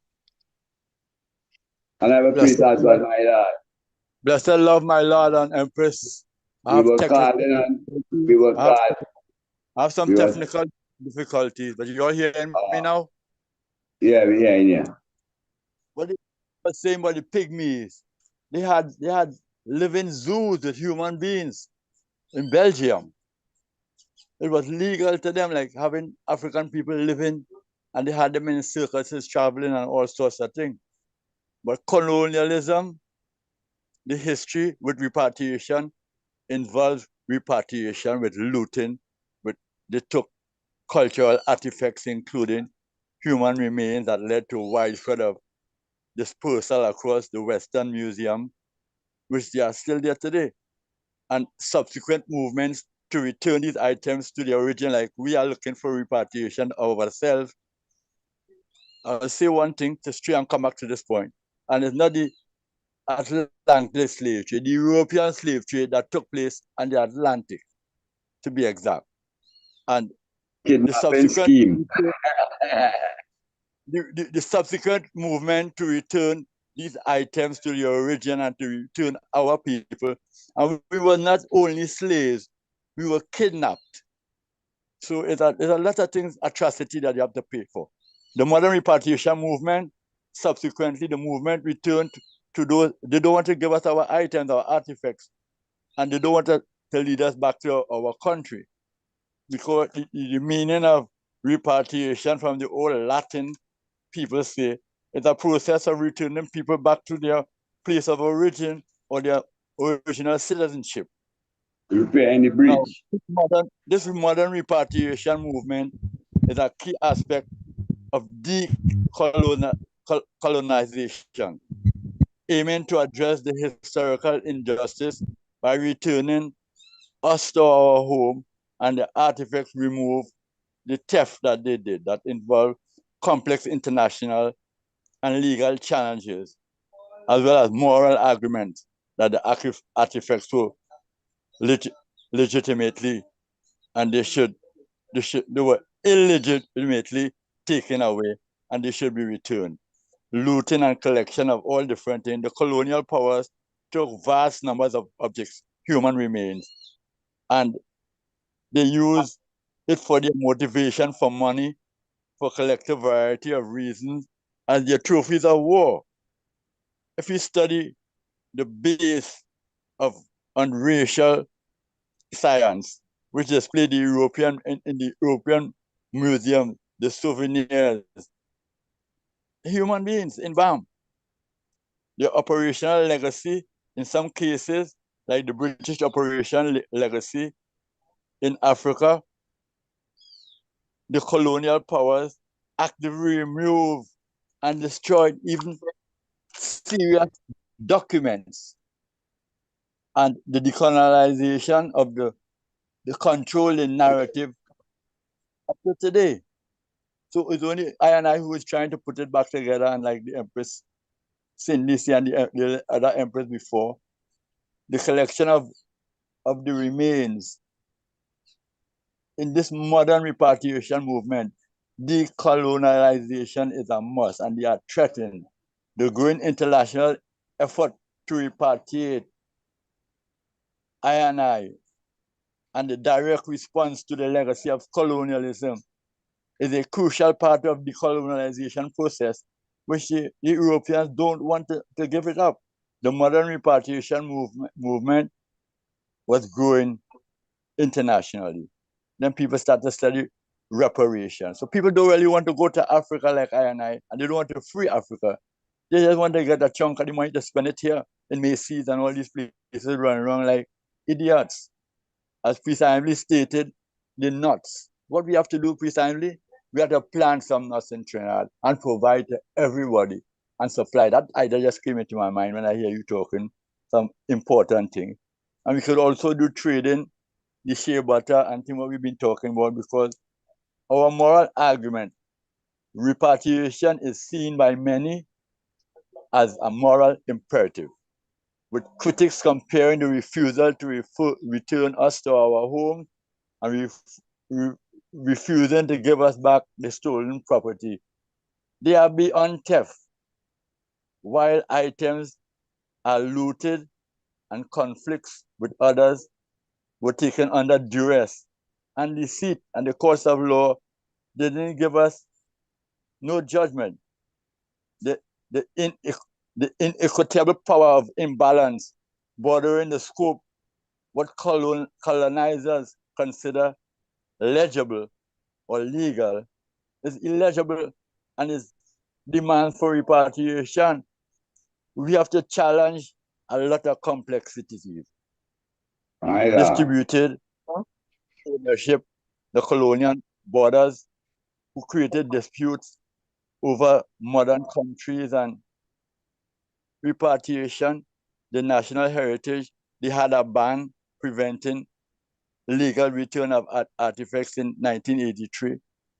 And the biggest museum robbery in history is the Isabella Stewart Garden Museum theft, some part of England, with 500 million pounds by Isabel Stewart Gardner, known widely as the single largest and the biggest robbery in history.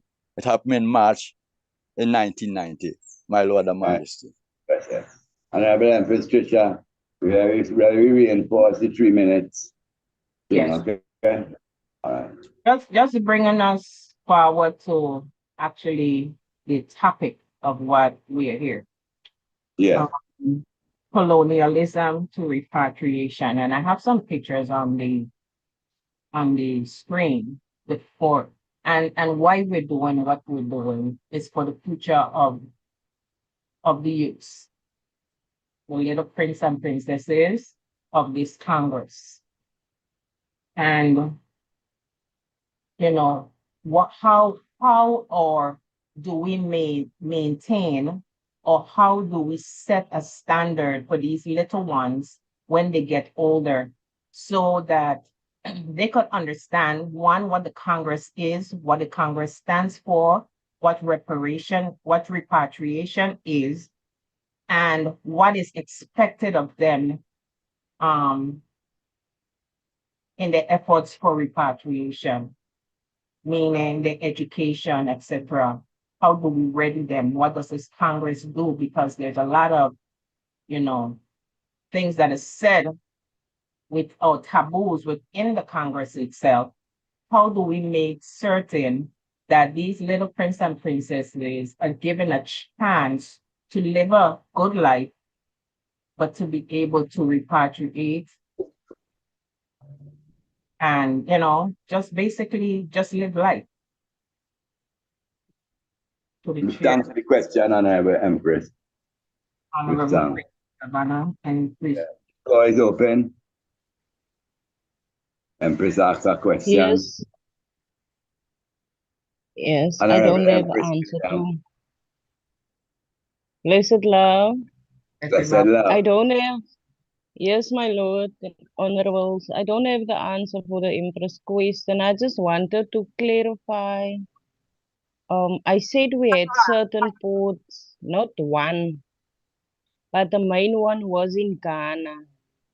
And I did say Ghana has been a beacon of light for I concerning repatriation for the longest while. I mentioned Ghana specifically as she has opened the door, and because honorables, I think that's unrealistic to think that I, we will be there in the West, and the slave master will open the doors. I don't think it's going to go down like that, honorables. I think it is us, the time when we come together, yeah, man, one way or the other, then it is us, my lords, that will open the doors and free Africa. The other thing, honorables, if we look at article under the Universal Declaration of Human Rights, if we look at Article 13.2, I don't have it before me here now, but it states that everyone have a right to return to his country of origin, right? That's right. Now, we must look at the narrow and the lawful grounds, like I said, under which such right to return can be limited. How one's country is determined, and adopted even by the UN, that guarantees a right to your country. Like, none of these countries in Africa recognize realistically honorables any of I in the West as one of their citizens, because each one has their own political standard. Yes, my lords. The other thing is also this, the Universal Declaration of Human Rights. What is this things? The ICCPR, the International Covenant on Civil and Political Rights, honorables. As well as the Universal Declaration of Human Rights list about 5 of these things that can limit our rights, they state national security, public order, public health, morals, and then the right and the freedom of others, Yes, my lords, that's all I had to say. Blessed love. Majesty bless, Honorable Empress Marianne. Glorify and give thanks. Yeah. Floor is open. Any response? And even to the question the Honorable Empress asked, To the chair, my lord. Honorable Priest, go ahead. Yes, my lord. What the Empress just said, put it right in the CARICOM ballpark. It takes the reasoning to a very familiar place now. As we all know, CARICOM is championing the reparations initiative and all of that stuff. Now, with what she's saying, that we are not recognized by the African countries.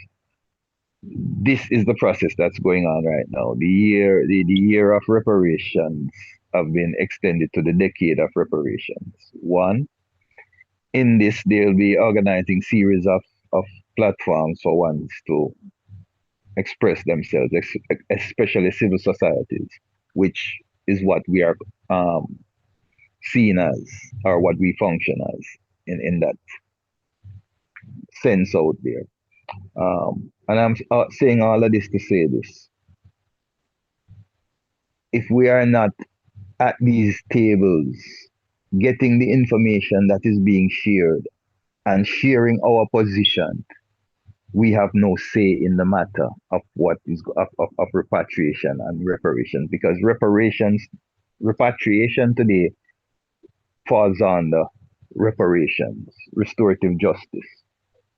See, and as part of restorative justice, as part of repairing the breach of the transatlantic slave trade, is returning those survivors to their place of origin. But if we are not there defending that, it is not going to be any primary concern. Like was said earlier, the primary concern will be about getting some money. I think Priest has what rightfully pointed that out. It is just to get some money and go spend on Macy's and Chevrolet, Carolot, and so forth. So your repatriation or your reparation money goes right back to them.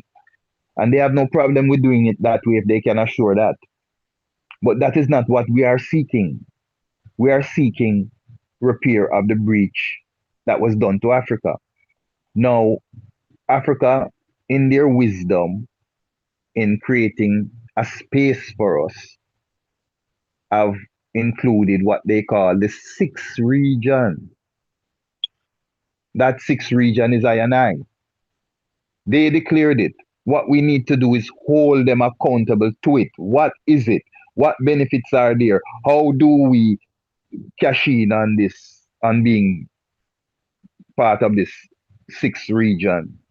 See, which is what we are not doing. We are still speculating things. And this is part of what it brings back to the topic. The decolonization of our minds is primary to in repatriation. If we don't decolonize our minds, we are going home with the same scenarios that help to destroy around our West here. The same scenarios that they created in us, forced in us. The same vibe that you see is destroying around our West here. Black and black crimes and no love and just a system that we see and we are part of. We want to take home this. Something that we say already, that we declare is a failed system, a flawed system. Why would we want to take it home? So we first have to decolonize our mind. This is where the Honorable Prophet Marcus Garvey comes in. He says, emancipate yourself from mental slavery. For a while, we can come and free you from the chains and write a constitution that says no more slavery. It's only you who can do that for your mind. Only you can write a constitution to yourself and say, yeah, I'm going to decolonize my mind and start to look back to my African spectacle, my Ethiopian African spectacle that predates all other spectacles. See, and so that is where one of the points that we have to get to. And again, what the Empress is highlighting within the declaration is something that we need. It's a whole program to itself to really decipher the Human Rights Declaration. We need to look at it keenly, look at all the 30 articles of it or components of it, and try to understand them beyond their surface, because there is a deep understanding. Like the Empress says, in them you will find out how your rights can be limited and restricted, and how you can approach getting those rights recognized and established. See, but we have to go deep into it to understand what it covers and what it doesn't, how to get what it covers addressed or get the benefits of it, because it's not written into law. Each country has its own domestic laws, and it's not written into any country law to say, well, the survivors of the slave trade have to be repatriated to Africa. There is no country that has accepted that across any board. So, yeah, give thanks, Empress. Rastafari, but priest, and with all understanding and understanding all that to the church, and all that, how do we get? Okay, you speak about sitting at the table. Come at me, yeah, come at me. Yeah, you speak about sitting at the table. We have to be at the table. But we can't sit at the table as just Bobo Shanti alone. It has to be Rastafari collectively, because are we doing it Bobo Shanti, or are we doing it as a collective of Rastafari? And I say this because every time we move forward to unifying Rastafari, it seems that Bobo Shanti itself is, I want to even use the word, is not in total agreement to the unity of all Rastafari mansions. So how do all Rastafari, because we can't just go there us alone, how do we get all Rastafari mansions, even those who are not in a mansion, at the table in order for they to hear our voice and understand our needs and what we require? Or even our position. Our position, correct. Give thanks, Honorable Empress Trish. I wish Family, sometimes sometime in which me can try, you know. So when certain reasons going on, it's like some pictures that be coming in my head here. And here the picture was coming out my head. It's the table, you know, and Bobo Shanti wrong it. But him now go left him chair for go call the rest. But we gonna call. But we now go left with chair because we don't have a chair established supposed to be on them table. So we have a call still and publicize it to say the item for come in. But at the meantime, we now go left with chair for go call. I don't know if that makes sense to the eye. But if unity is Well, go ahead. Well, I don't want to pollute the rest of the one them mind with any of our positions. Let us finish the thing with our position. We are on this live streaming to inform the people of the realities of repatriation and why colonization is a hindrance to it. I want to hear from the other rest of families on this. How them see this reasoning that the Empress just posed. You know? Yes, hear what Honorable Priest I'm just said, but the rest of the item, how the item see it, you know, because she said, is it under unity with uniformity, or is it unity, you know, by common interests? Meaning, is it that you have to be exactly like me, you have to be a Bobo then? Let us be in plain terms. You have to be a Bobo and yield to Bobo philosophy and ideology and all the things that come with Bobo. Or is this unity without uniformity? We are all who see the justice of Africa, all who love Africa, who want to be part of this Africa move, this back to Africa move, if they are free, and if we are going to represent them, if there's going to be a all-inclusive representative goodie that is at the table, or is it going to be Bobo leading it in that sense? And when we say leading it, we mean if it's not my way, if it's not I and I way, then it's the highway. Listen. Floor is open, my Lord and Empress. What time it taking, chaps? What time it? All-inclusive representative, but as the man say, I agree with that because, as the man talk about freedom, redemption, Black international repatriation, I don't believe it's just for particular people alone, because, remember, Black people are scattered for, different places in the earth, and that thing there, so unity now, we really, as the Empress asked the question, I don't know how it is we could get, the message across or something like that she asked.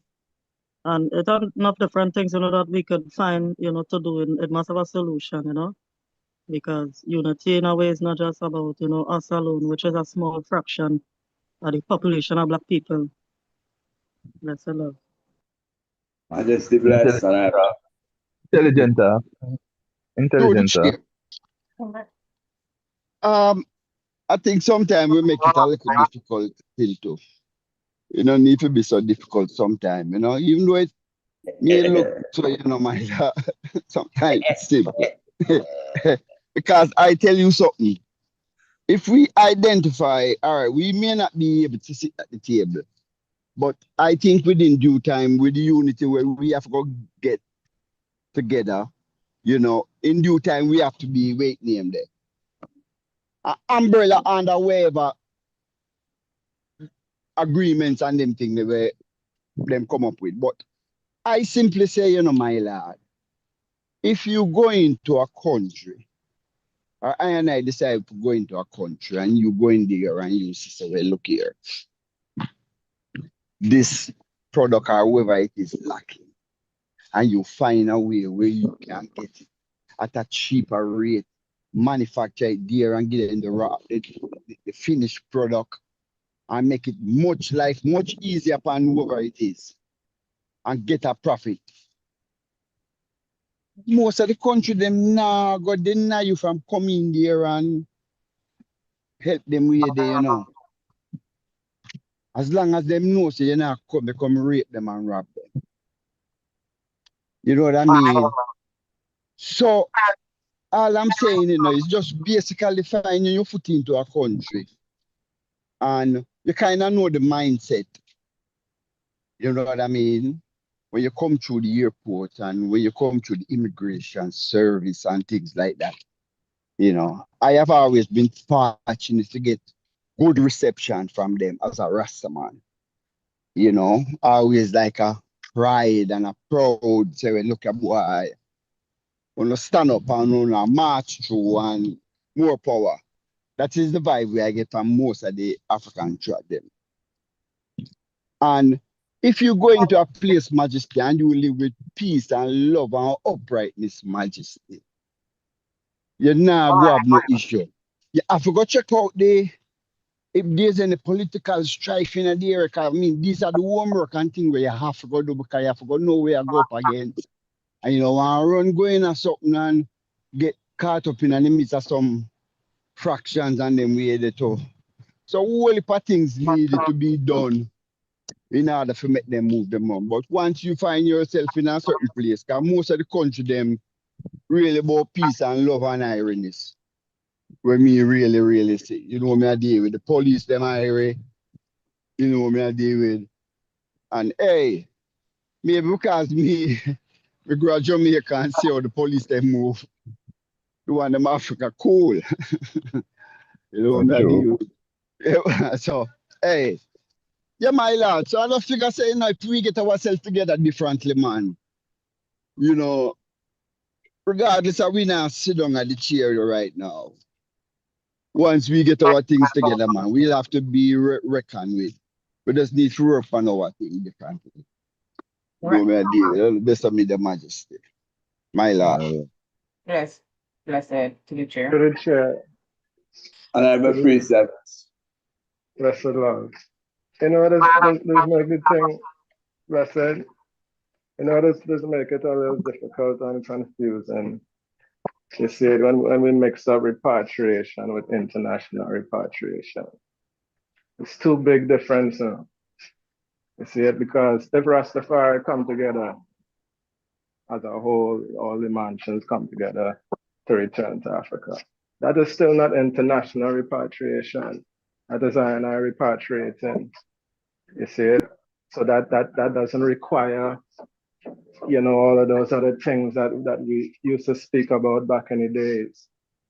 You know, and if when one's repatriate like that, you'd hear one jump up and talk about migrating and migration scheme. When once you're black and you're returning to where you're indigenous from, it is repatriation, right? But international repatriation has a bigger requirement for black people on the whole worldwide, and you know, there's a whole lot of things that have to take place before that, you know, to bring justice and all of that. So what I'm trying to say is we need to differentiate more time what we want to really do.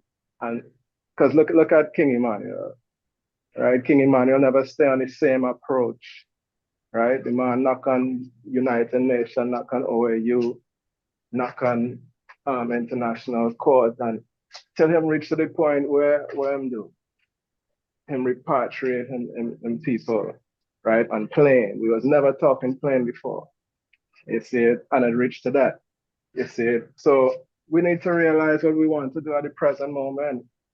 You see it, if we're going on plane, we go on plane and we put international repatriation on the hold because we're not ready for that yet. You see it. So if we have that mentality that we're dealing with repatriation, you find say all of that culture with you know, we ain't leaving so ships come and we have to pack with bag and pack with little knapsack on the side to wait for ships and many other cultures even we didn't come here we come here on ships, so we have to go back on ships. We never pay to come down here, so we have to pay to go back. That is international repatriation. You see it? And we must not confuse the two. And that is what is going on with this make the thing confusing because repatriation is very simple. You see it? It's just for us to come together. You see it, get we finance in order. You see it, we buy, we land, and we set up we thing. You see it, and we work shoulder to shoulder with the locals, like if there's any other country we're going to, but it's even more better because it's we home and things are much more cheaper. The cost of living much more cheaper than out here in the West, no matter what island you're there or country. You see it? So repatriation is simple. You see it, we just have to come together, you see it, and look at it basically as repatriation and not international repatriation and the whole 9 yards and we're ready to bring world peace and that. No, it's not that. It's not all of that yet. To the chair when you finish, please. Yeah, so that is the basic point right there. If we have that mentality, we will deal with this thing on a more simple, basic level. You see it? My Lord and Empress, my point of view. Bless you. Bless it. Yeah, give thanks, Honorable Priest 7. But my yes, to the chair, sorry. Give thanks, Honorable Priest 7. But my thing is that this is the international decade. You remember it was, what was it, first priest? And it's now it was a year. Right, international year for people of African descent. And it is now the international decade. So now the mindset has to change to decade, meaning when I'm thinking about it, I'm thinking about, and I'm saying sitting at the table, I don't mean specifically just for repatriating and going to the continent and living among the people and all of that. I'm speaking about changing certain laws to include I as Rastafari, because we are not, may not be seen in a certain way, or they may not understand the semantics of what is needed within our life also. So just like how the Muslims or the Jews or whomever can get their thing done, we need to look at it on that higher scope also, my Lord, and bless it. It's interesting how you say that, because the government in Trinidad actually recognized Rastafari as a faith-based group, you know, we have the All Mountain of Rastafari, we come together and, you know, although we get a fight, but, Through different religious bodies. Yes, truly different religious bodies there. Yeah. They are recognized But as well. Rastafari is recognized as a faith-based. So this question that you asked, Empress Trisha, I would say it starts with what we're doing here, which is, you know, dotting the I's and crossing the T's. And as we're talking now, if we could start build some sort of a business thing, a business trade. We had some sort of a trade with the continent, you know, maybe somebody on the ground, maybe we send a fact-finding mission, you know, some sort of a trade, doing it, and maintain a trade, a back and forth, something coming here, something going there, you know. We have to dig in ourselves and see the creativity of ourselves, you know, maybe a Rasta belts, where we used to sew, where we used to weave, you know, some sort of business thing, I think we need, you know, and go and build on what we are building here, so. And I understand that clearly.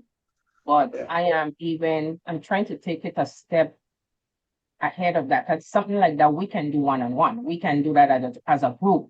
We can trade among with Africans regularly here right now. But I'm thinking on it globally, on a higher level, because and what I guess what is getting me is the International Decade for people of African descent, meaning that one, we are coming as Rastafari.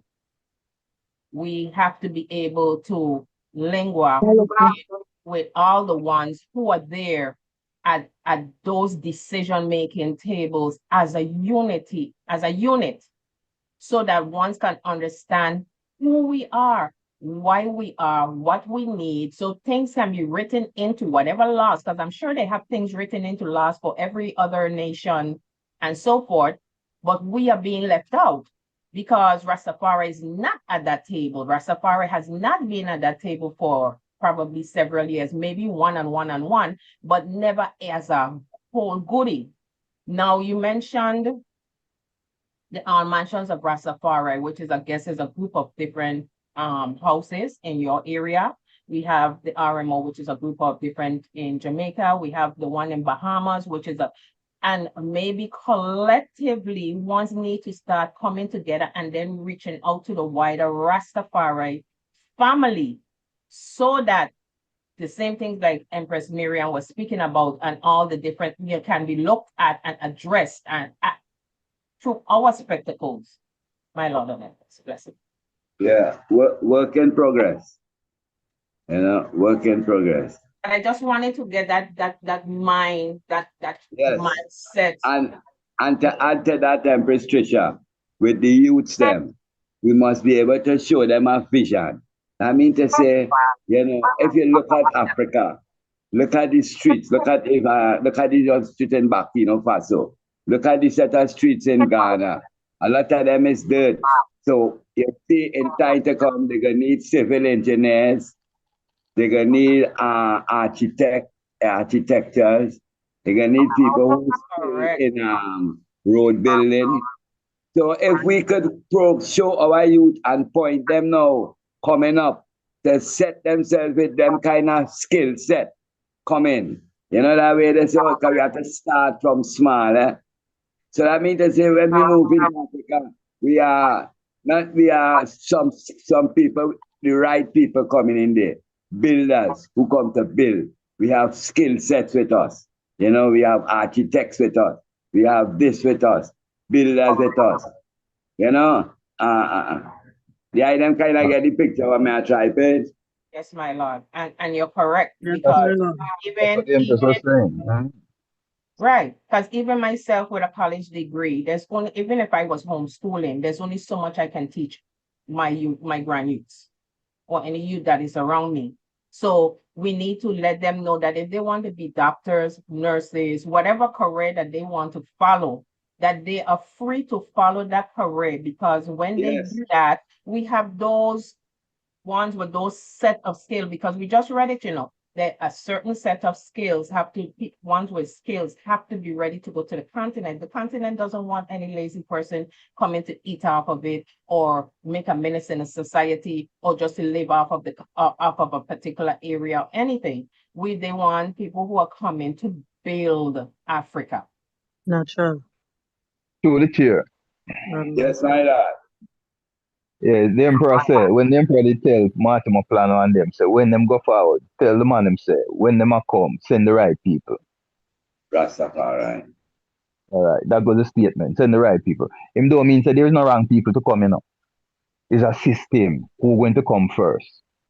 The ones that going to build the infrastructure, the ones that going to look for investment, the ones that going to develop a system whereby now the wider masses can be incorporated. Yes. That is the process of repatriation. Yes. Now, as we talk about the Congress and the Ethiopia Africa Black International Congress, because that is a place I'm very proud of, See, I'm not proud of how we have moved now and how the system is set now. But you see what I and I have stand for over time, what our father established in the earth, the level of blackness, black understanding, black consciousness. Yeah, man. So when I look at it, the way I is approaching things, we the elders want we're going into Africa. If we are not going in to live right now and to set up ourselves an area, we are not supposed to be the first wave, you know.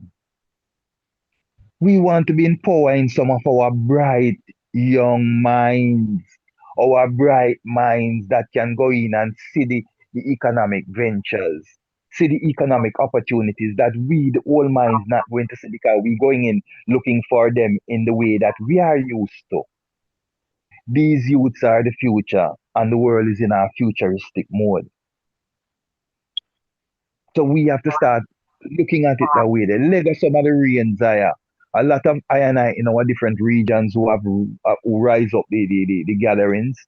We want to hold on to this dictatorship, dictating to the congregation there. No, which is part of what the Empress is stating. We have to allow the youth them to express themselves, to go out there and learn things that we maybe never seem to learn during our time, or there was no need to learn it, or it never exists. Today is not the same as our day. So we have to open up our mind in that way so we can facilitate that evolution so the Congress can survive and thrive. And as Priest Nappy said, the conversation sometimes tends to make it sound very complex, but it's simple. Like the man said, it's simple. We go in, we look for economic venture where we can manage and how and we map it out and structure it, every phase of it, looking at all the risks too, because everything don't just happen and flourish. So you have to have risk management. So you look at all the aspects of it and we put our thing together and we start small. You see the need for a one thing and we master that area. And we become the masters of that one thing. So yeah, then we can move on to another 2, 3, 4, 5. But we are known for this. And Yes. Africa can depend on us for this. So we have to start to critically think. That's why we call this a critical thinking session, where we want I and I to think outside of the box. King Emmanuel was never an in the box man. That's why they couldn't lock him in. That's why they couldn't trap him. Him always saw the little gimmicks that they was coming with and the little traps that were set and him maneuver. Now ones want to make it sound like the father was an individualist. Dada wasn't an individualist. But he was not a fickle man. He didn't jump on every bandwagon. He wasn't into the trending thing. If your thing had a solid foundation pushing towards what he was dealing with, he was going to be involved and supported. There are initiatives that have been brought before the father that were not his, but he supported it. Just like with the rebuilding of the post office in Bull Bay, as an example. Seeing we use our mail come through it too. So when it blow down and them send to him, that I quickly put some funds in our mail and his eye drop it out by Harborview for them. So I am speaking on something that I was a part of. I was just the messenger, but I'm showing you the way of the father. See, he was not a closed door man. Now we are at a different point in life. There's no threat of Dada getting beat up on the roadside for preaching truth. We can be here talking a whole heap of truth today, and no one can rush with. So we don't have to foster that mindset. We are now the King Emmanuel of this moment. We can now look at this moment and determine together, not no individual one dictatorship thing, but together like how we are today here, sitting down in council and say, yeah, my lord, say the idea are good. We could go into Africa that way. What do you think collective? What the collective family say? And we can wait and we can use our analytical, critical thinking and break it down and we see the do's, the don'ts and see if it trample upon any of our principles that are, unchangeable, those indelible principles that we live by. From it don't, then we know say, yeah, my lord. Honorable. Back to the chief. Floor is open, my lord and empress. Honorable Chair. Oh, Majesty bless Honorable Empress Miriam. I dropped out for a couple hours because I was traveling, so I asked pardon for my counsel, but I just come in, and as I come in, I click on and give thanks, praise, Savannah, for your, your reasoning. Sound good to me, sound positive, but I'm listening, right? But I'm here, I'm Give here, my thanks, Lord. Thank Rastafari, you, my Lord and Empress. my Empress. Floor is open, my Lord and Empress. To the chair. It's just like Dr. Arikana said in one of her speeches that the Chinese are getting all of the contracts. Why? Because one's out in the diaspora who has the money would not unite, come together, or pool their resources together and come in and take over, and not take over, but come in and get these contracts so that they can help build the roads and the different things that are needed to be built. So it's only I is to blame for, not being there. And that's why this reasoning and other reasoning like this is so important, so that the ultimate thing is assisting ones or helping ones to change the mindset.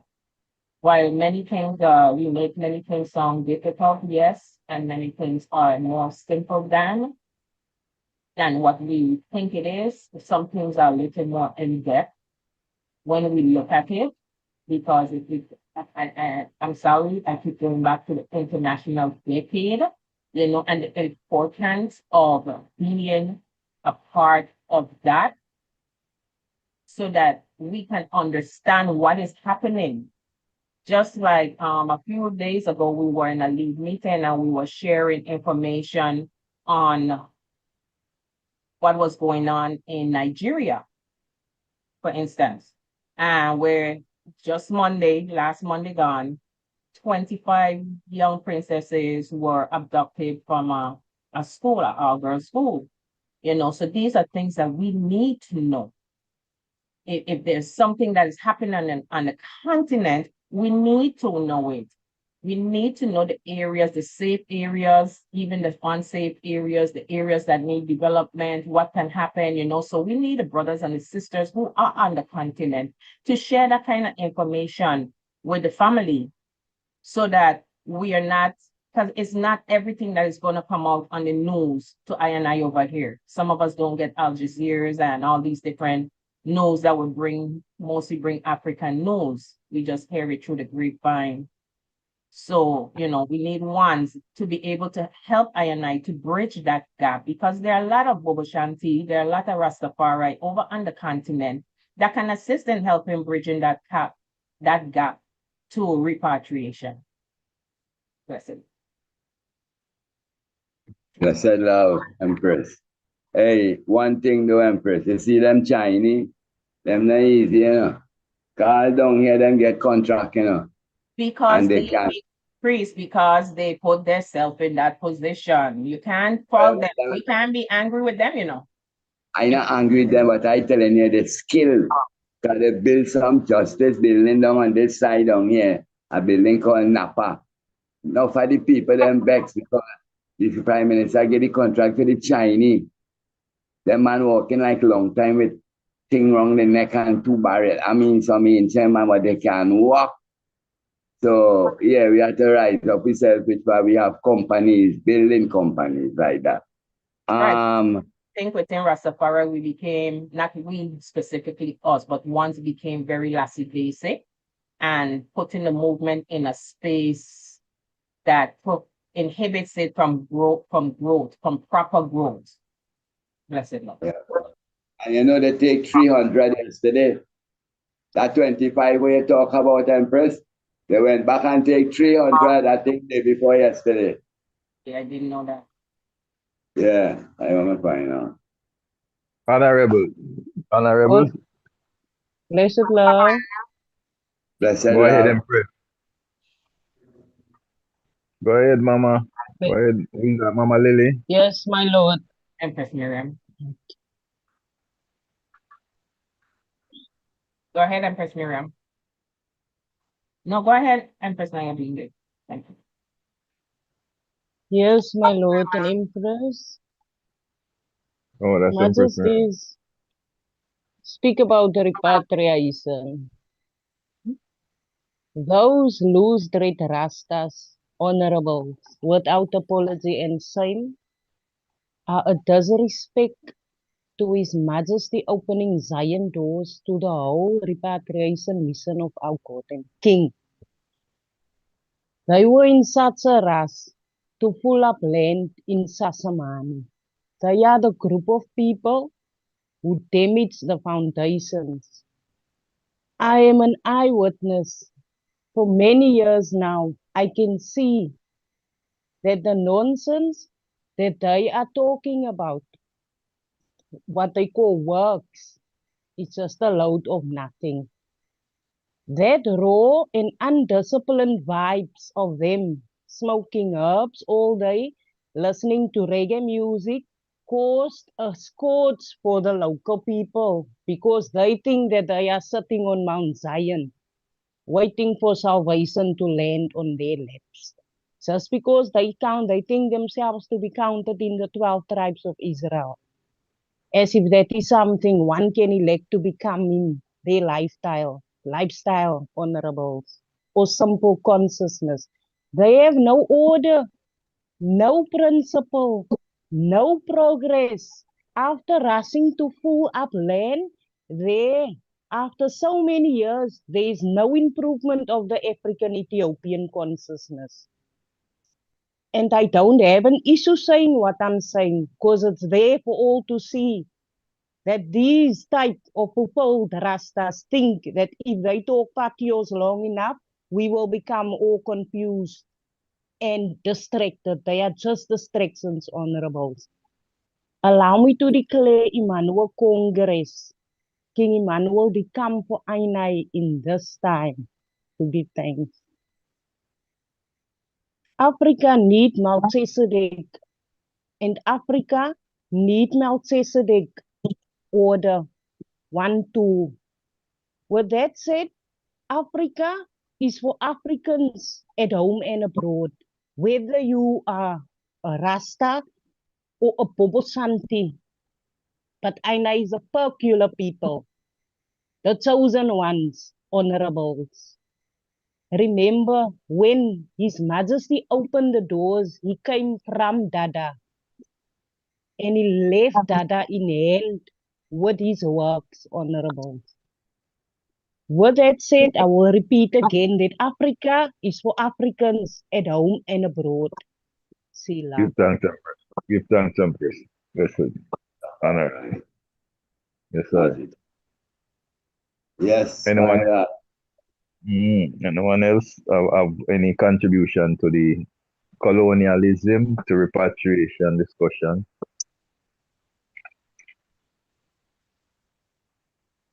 And what is the consensus we will take out of this week?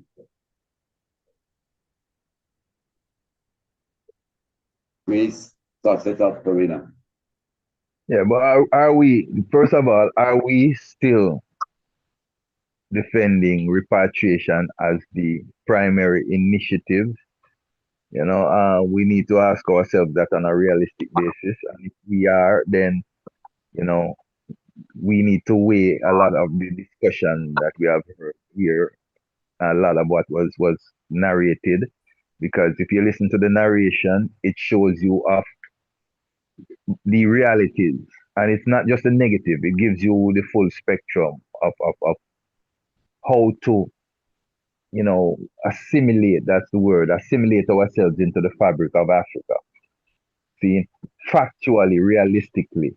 Because for I and I as humans, you know, it should be a great quest. It should be, you know, one of those what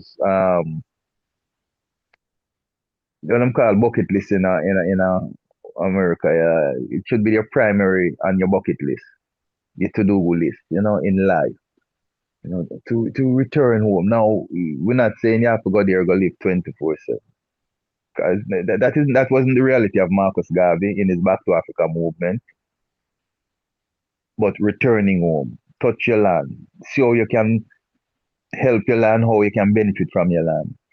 See, and if you have to be a world traveler, more power to you. But you're traveling as an African with your primary source of power coming from the continent. See, we have to start looking at the approach realistically. And what I'm hearing here in total, and I like the avenue from where the Empress brought us. Looking at these countries in Africa, we have to learn their politics and their cultural perspective. Those two things are important, especially in a place like Ethiopia. Ethiopia is dominated by the Tawahedo church, that culture, that whole kind of culture. So it would be very beneficial for us to understand it if it's Ethiopia you're going, you know. And the other culture, subcultures that make up the total package. You understand the Batawe, the different tribes, especially the main tribes that have been the influencers of the policies that we see throughout Ethiopia. And that is what the Empress was pointing us to. Look at it. Look at study their governmental structure. See how we can fit into it. See how we can approach it. Things like that. We have to become more realistic on how we view repatriation. If it's individual or if it's group, like the Honorable Priest Nafi say, then we just look for a venture and we go in with the money and we do a thing what we need to do. Make sure that what needs to be in place is in place, and that whatever raw material we need, we have a good supply of it at a good price, or whether we're manufacturing it ourselves, whatever. Just do our thing.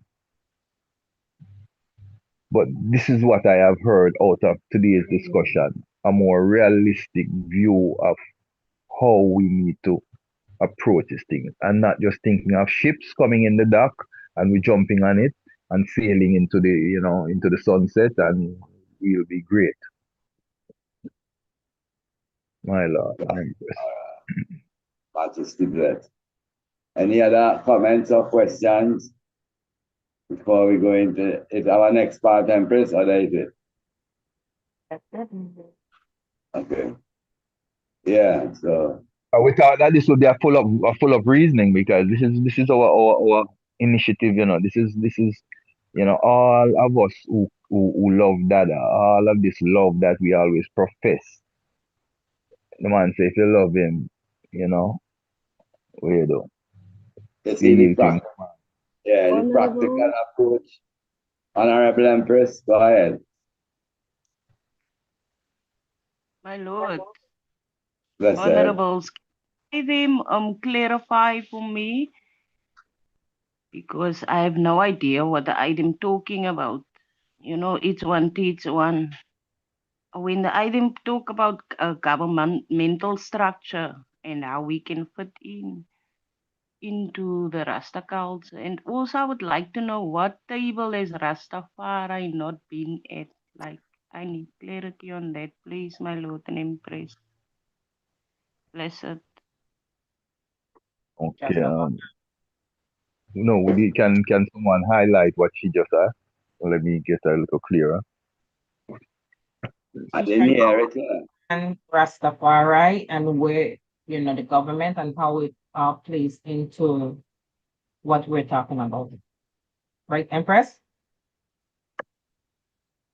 Yes, Honorable Empress, I don't understand what governmental structure we have to fit in with, and then earlier the Empress was also saying, talking about table that Rastafari has not been at, like that I said now, also been at in the leading or in the lead of certain governmental structure. I have no idea what that is about, Honorable. Listen. You understand, Chris? So I what you hope need so. to explain, actually, this is the first time, I don't think this is the first time, but the Council of Elders, all that we've been doing, I guess, how Rastafari plays a role in it, and repatriation. I don't know if you want to sum something like that up. Other soldier. That's a lot. Where priest Nappy there? Where priest Earl there? Where are the patriarchs put their voice to these things? Pardon me for 2 minutes, my lad. You were saying something? Empress Happy? Yes, Empress, that's all. You were saying something? Yeah, so I'll give thanks for the parents as well, but in my opinion, I am thinking, what the Empress trying to say, it's concerning, like, where we are now, some of us in different islands of the sea and things like that, right? And we're under certain governmental rule, and under these different presidents and them thing.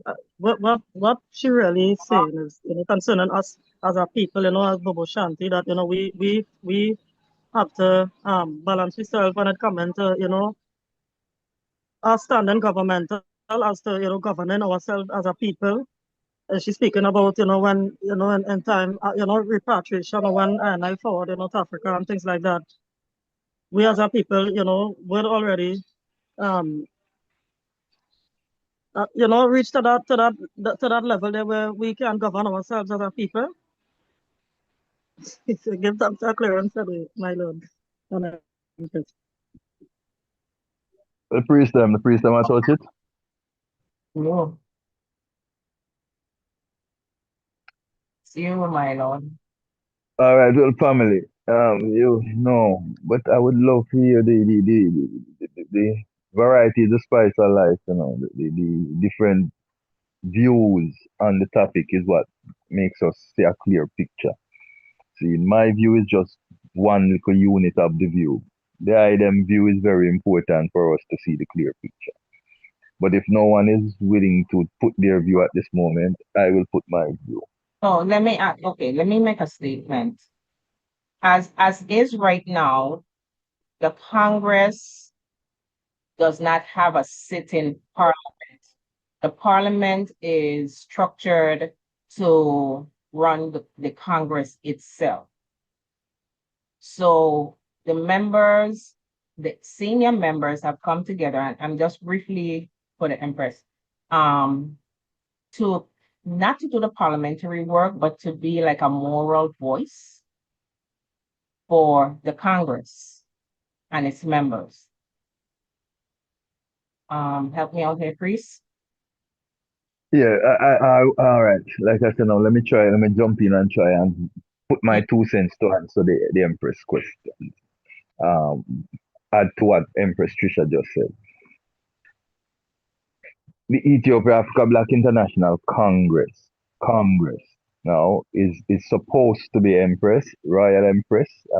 I hope I am speaking clear enough and that you will get a full understanding of my version of what it is.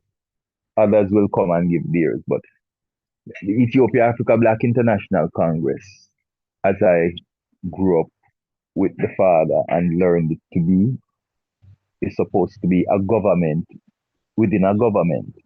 We are not the government of Jamaica or the government of Virgin Islands or the government of Barbados, but we are the poor people's government in that we are supposed to represent their issues. Whatever their issues are, good, bad, or indifferent, we are supposed to be the ones that represent it, the vanguards of their issues. Now, as such, we are supposed to have a governing body that in the world of governance is known as a parliament. That has been the elusive component of our structure so far, meaning we have not been able to seat a constitutional parliament. There have been different branches of governance, filling voids and gaps, but there has been no constitutional parliament that has the power, authority, responsibility to administer all the components of a government. The Council of Elders It's just a group of senior brethren who have come together out of concern for the non-action, the stagnation, the miseducation of the younger generation, the animosity and the disunity within the Congress. And we have that brought us together to sit to be an example, a moral example, an ethical example to the rest of the family, and helping while doing that to create a space where we can now have a constitutional parliament selected by the members of the Ethiopia Africa Black International Congress that will now implement policies that will affect the I in whatever country of Africa you are. I and I in Trinidad, I and I in Virgin Islands, I and I in Bahamas, I and I in Antigua, because it will be the constitutional governing body with an international scope of function. We have not been able to do it because we have been wallowing in other things. You know, we are falling for the doke of separation, because we cannot be separated when we are facing the same issues every day. We have the same enemy. We have the same struggles. Seeing the common sense solution to that is unity. And that is not no that's a no-brainer, as they would say. See, so to answer the I question in a nutshell, we need now to identify the junior elders and younger long-standing members within our Congress that has the capability to full offices that can make up a parliament structure. And the rest of us internationally, all members need to support that structure, that it can become legitimate with the scope of authority and responsibility that it must have to be able to serve the needs of all its members. Blessed love. Okay, the Empress also wanted to know when we were speaking about sitting at the table. She wanted to understand that. And when we were speaking about unity collectively as Rastafari and not just specifically Bobo Shanti. Those two things. They need some vocal ones. I don't want to hear my own voice speaking and answering these. Yeah, I am not the only mind here. Once, please chime in and answer the Empress's question. Rastafari. Floor is open. What's the question when she say sitting at the table? What we mean? Mean by sitting at the table. Okay. Well, the table that the subject of reparations and repatriations are going on, seeing that has risen up in the Caracas, because we have always been agitating in the West here, and the AU, who as the priest rightfully show us, recognizes us in the diaspora as the sixth region, and hence that is one of the issues of the sixth region, repatriation and reparation.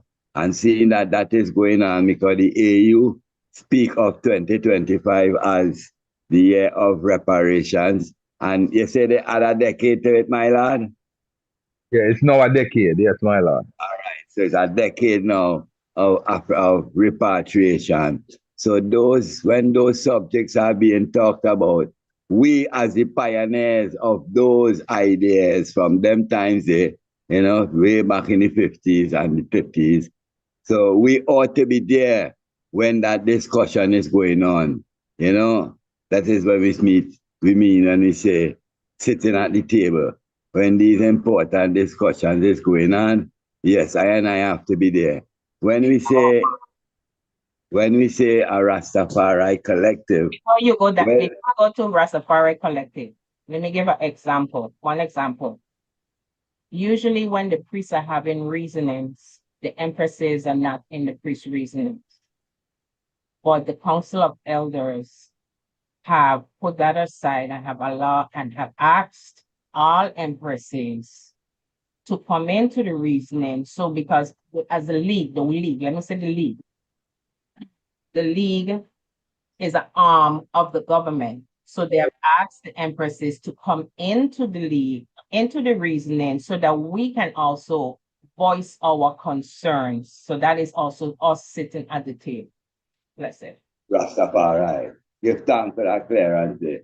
And the collective, we have learned over the years that the ex-world government always use an excuse. Well, Bobo, if we don't know what the next Rasta group was, what else try was? What Bingi was? So them always use that as an escapism. So we are seeing the need for a collective unity for surety, which means to say we are facing the same issues. If we can come together and come as a one body, a one goodie to the table, representatives of each, all the different aspects of Rastafari, different aspiration of Rastafari. So they don't have an excuse. We're not just coming to the table, we're coming with one meditation. It means we have to sit amongst ourselves and come to the common good, you know, because we are facing the same enemy and we all have the same issues, you know. So if we can come and centralize and organize, you know, this is what we speak about on the collective, Rastafari collective. In the meantime, we are not giving up our seed because that are done established, you know, from them times they, as champion of human rights, agitating from them times they. So we are not gonna give that up, but we are encouraging, and even amongst ourselves to say, let me form some sort of a unified structure wherein our voice could be heard for not just EABIC, but although as EABIC, we champion for everyone else, as you hear the priest say, just say, come for this, Bobo, come for this Rasta, come for the soldier and the comed, and everyone, all black, the soldier and the police. So we are always agitating for all ones. But how much stronger it would have been if we could have said, yeah, man, look, we brethren from other mansions sit down right here with we, and we are on one page. It will be a stronger agitation. My Lord and Empress, I pray I put it over in the proper way. Blessed. Yes, my Lord, give thanks for the clearance, on the table of a reparation and a repatriation. Give thanks for the works, of the Rastafari community, Honorable. Majesty bless. Yeah, man, surely something to think about. Does broaden one's view and perspective, And that's a key. Like I said, honorables. Yeah. Yes, my Lord. When somebody make you think. Africa do need Melchizedek, honorables. And we are ever awaiting for Christ to come over the world, victoriously bringing Christ home. Honorables, just the next point, that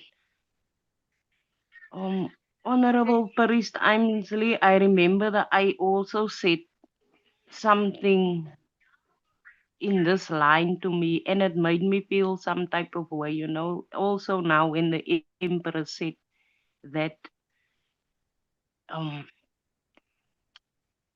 like you can't put it on the shoulder of Africans, like I can't put it on the shoulder of Africans in the West to keep me informed on happenings in the West.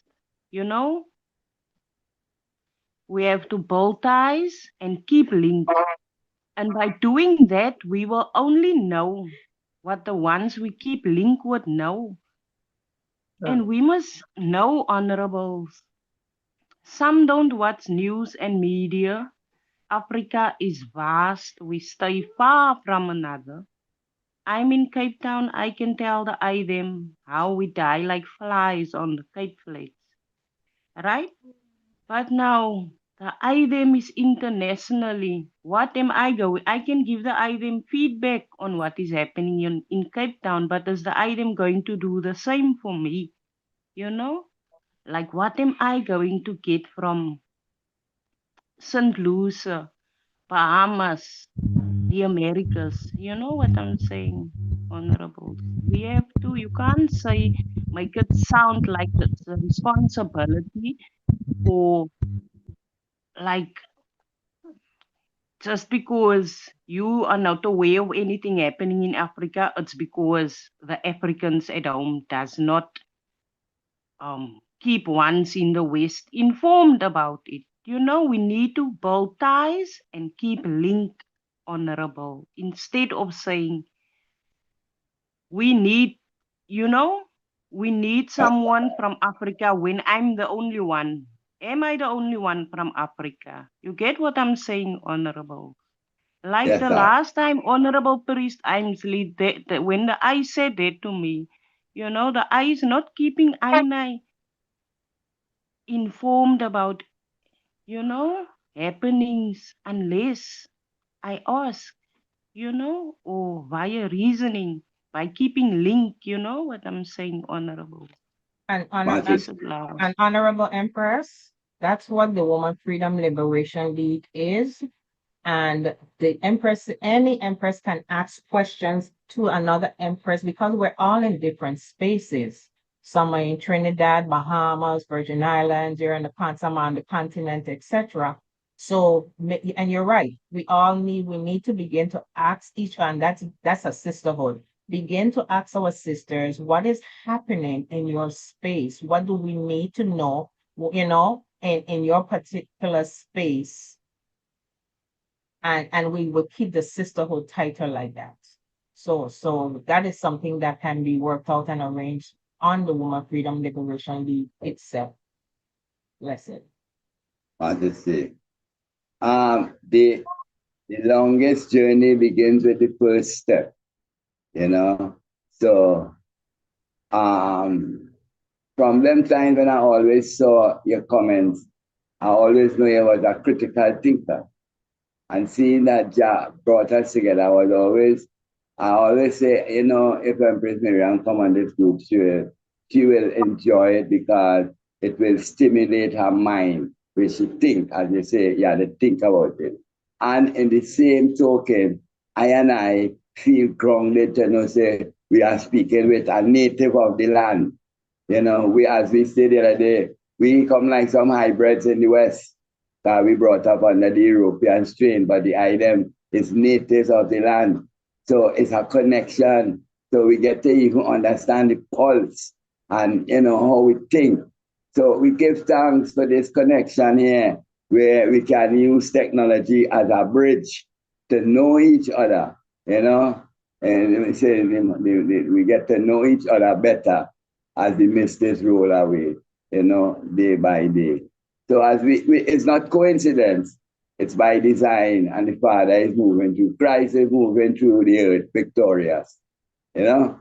So we glorify and give thanks. And the floor is open, you know. When I hear the rest of once them pre-7, when I hear you, 9-star general, when I hear you, you know. Majesty bless.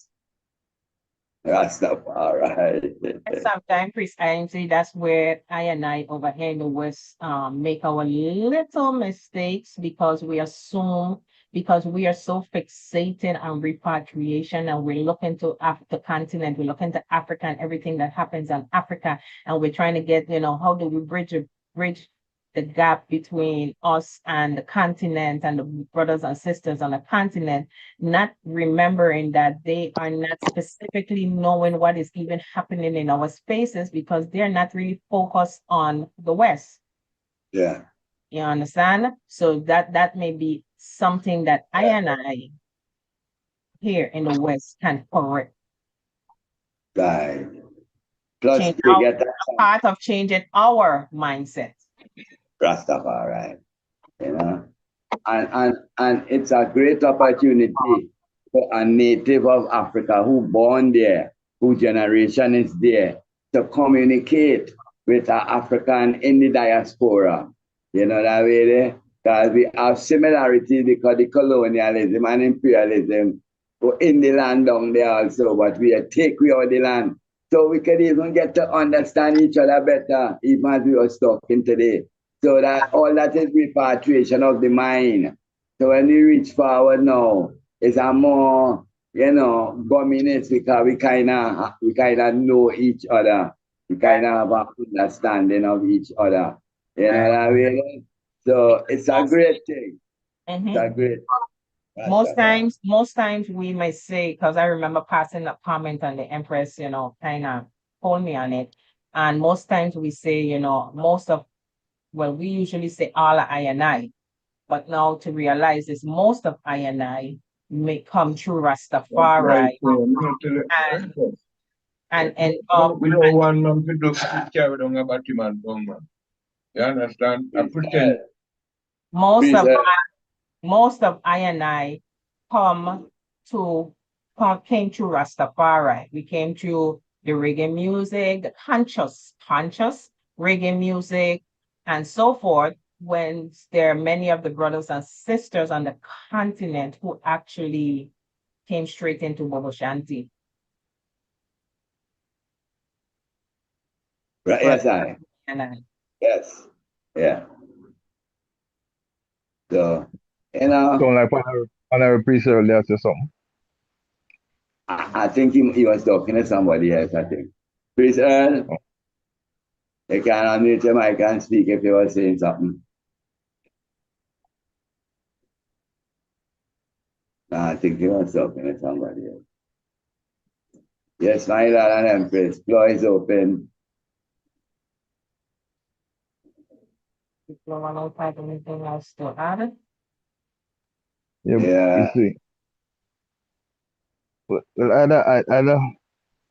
I got bumped after a minute a while ago. Just come forward and I wanted to touch, the two aspects of reasoning. Missing from the table. In missing from the table, what is really meant is that developments are going on that were started by our father, King Iman. Rastafari was one of the purpose of forming the African National Congress, because if he just wanted to worship, he would have just formed the true divine church of salvation and satisfied with that, and he would have still had his flock and his following. But he said he was about a purpose, finishing the work that Marcus Mosiah Garvey started. Marcus Mosiah Garvey was about nation building, and his nation building plan had to do with back to Africa, those who were taken away returning home to Africa with our skill sets and all our resources to be empowered within the construct of Africa. Now, these reasonings are now happening on all kinds of levels, especially the levels where decisions are being made. We can fantasize, we can romanticize, we can religiousize about the fact that it will drop in our lap by some, whatever miracle or miraculous happening. But my Lord, that is not the reality of life. It's gonna happen and happen without us if we are not there. And when the freedom is being determined and the way the freedom is to be managed and all the components that make up restorative justice, we will not have had a say-so in it. That means the issue of repatriation, which is most dear to Rastafari, because most Black Americans see their repatriation by taking up their money, them 401k or them retirement fund, them whatever it is, them lottery winnings, whatever, and just go into Africa. And they have been doing that in droves. But Rastafari is who repatriation is most dear to. We have held fast to that from our inception.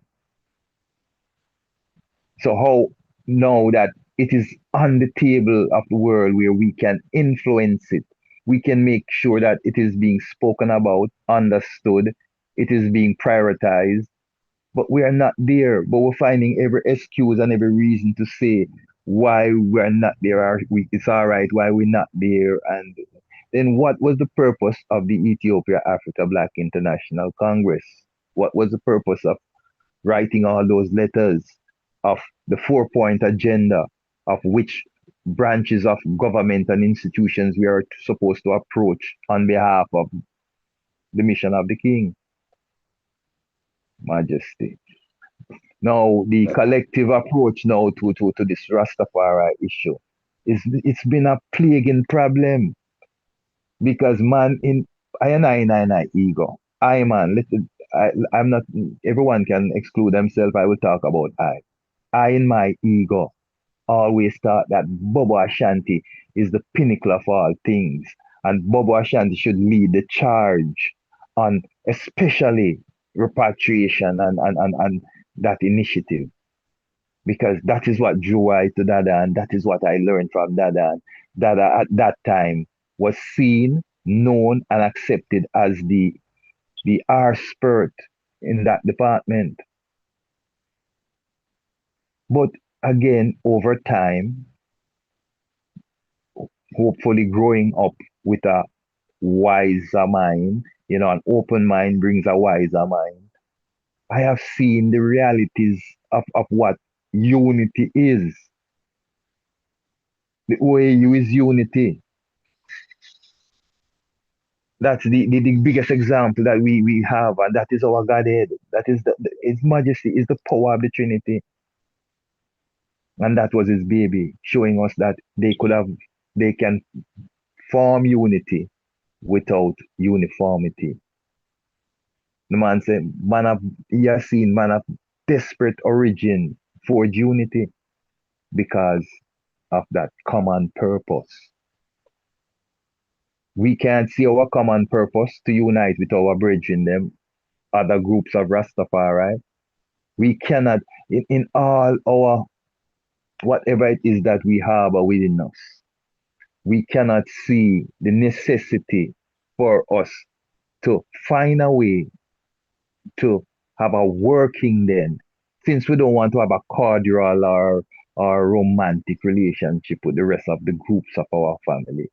At least a working relationship in which we work together towards the common initiative that we all seek. If we can't, that speaks volumes of who we are. Not who we profess to be, but who we are, family. Rastafari. My Lord, and Empress. Floor is open, my Lord and Empress. And you seal our words before we seal it up. So, even as the Honorable Empress say, we have plenty things to think about. It's Rastafari thing is not like it is Rastafari and everything. No, you have to think. You have to suss it out. You have to see it in yourself. And that was the Savior meditation. It's like, just sit down and the Savior go there save and everything. Or everything. And nothing goes so. And the very tree that we love, you see it take time to grow. So we get thanks for the growth of I and I, the attempt that we are doing right now, to elevate our minds and, emancipate our minds so we can, make this meditation a reality, which it is, and really understand our calling. My Lord and Empress, I give thanks for all input today, although we didn't hear from no for the man then, but we give thanks for the listening air still, So that said, I would like Honorable Priest German. Priest Early still here, Empress?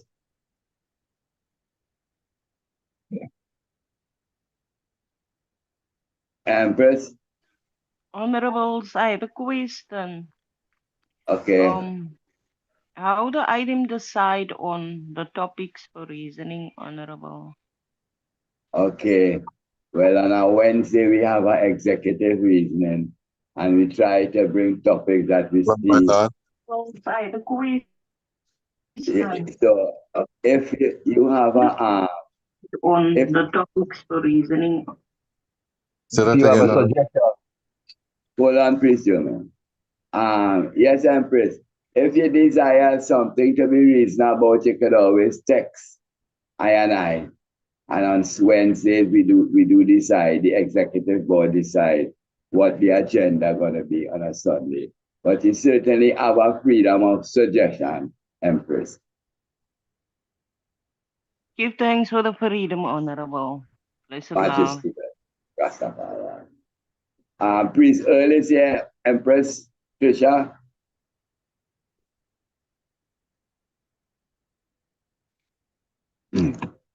I think I heard Priest Jermaine answer. Yeah, but I was asking if Priest earlier. If Priest earlier, that I bring it down. If he not here, well, then I'd allow Priest German to bring. But I don't see Priest. I don't see Priest Earl. Priest Earl, my lord. You can unmute your mic and have a Priest Earl and, give you a closing prayer, my lord.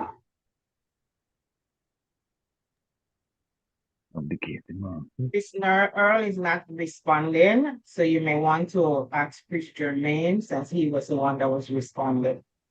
All right. I'll give him one more time. Priest Earl, my lord. You can unmute your mic.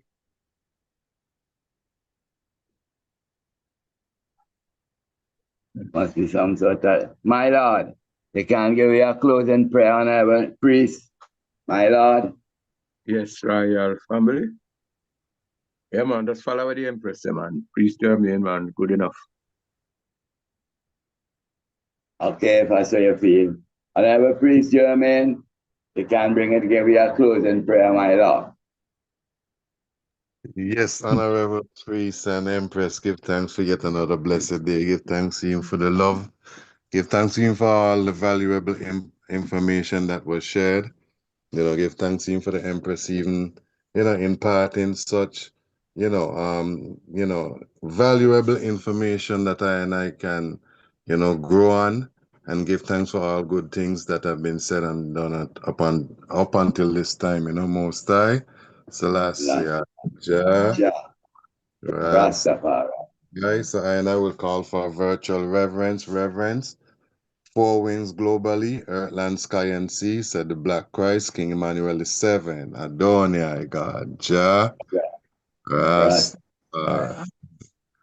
Oh, how good and how pleasant it is for all and I brothers and sisters to dwell together within one perfect love and unity.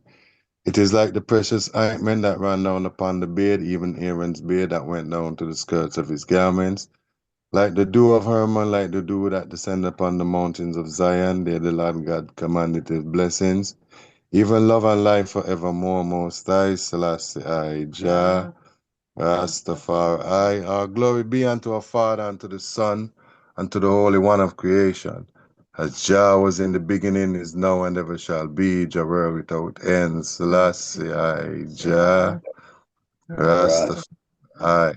As we lift up our eyes unto the hills from whence cometh our and I help coming from the Lord which created Zion and earth.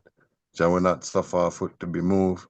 He that keepeth I and I shall not slumber. Behold, he that keepeth I and I shall not slumber nor sleep. Our Lord is our keeper. Our Lord is our shade upon thy right hand. By Jah protection, the sun shall not smite us by day, nor the moon by night. And thy Lord shall preserve us from all evil. Jah shall preserve our souls. Our Lord God, Jah Rastafari, shall preserve us going out and coming in, from this time henceforth and even forevermore. Most mighty Jehovah, Jah Rastafari. Bless the love, my Lord and Empress. We do give My thanks. Lord, Majesty bless. Rastafari.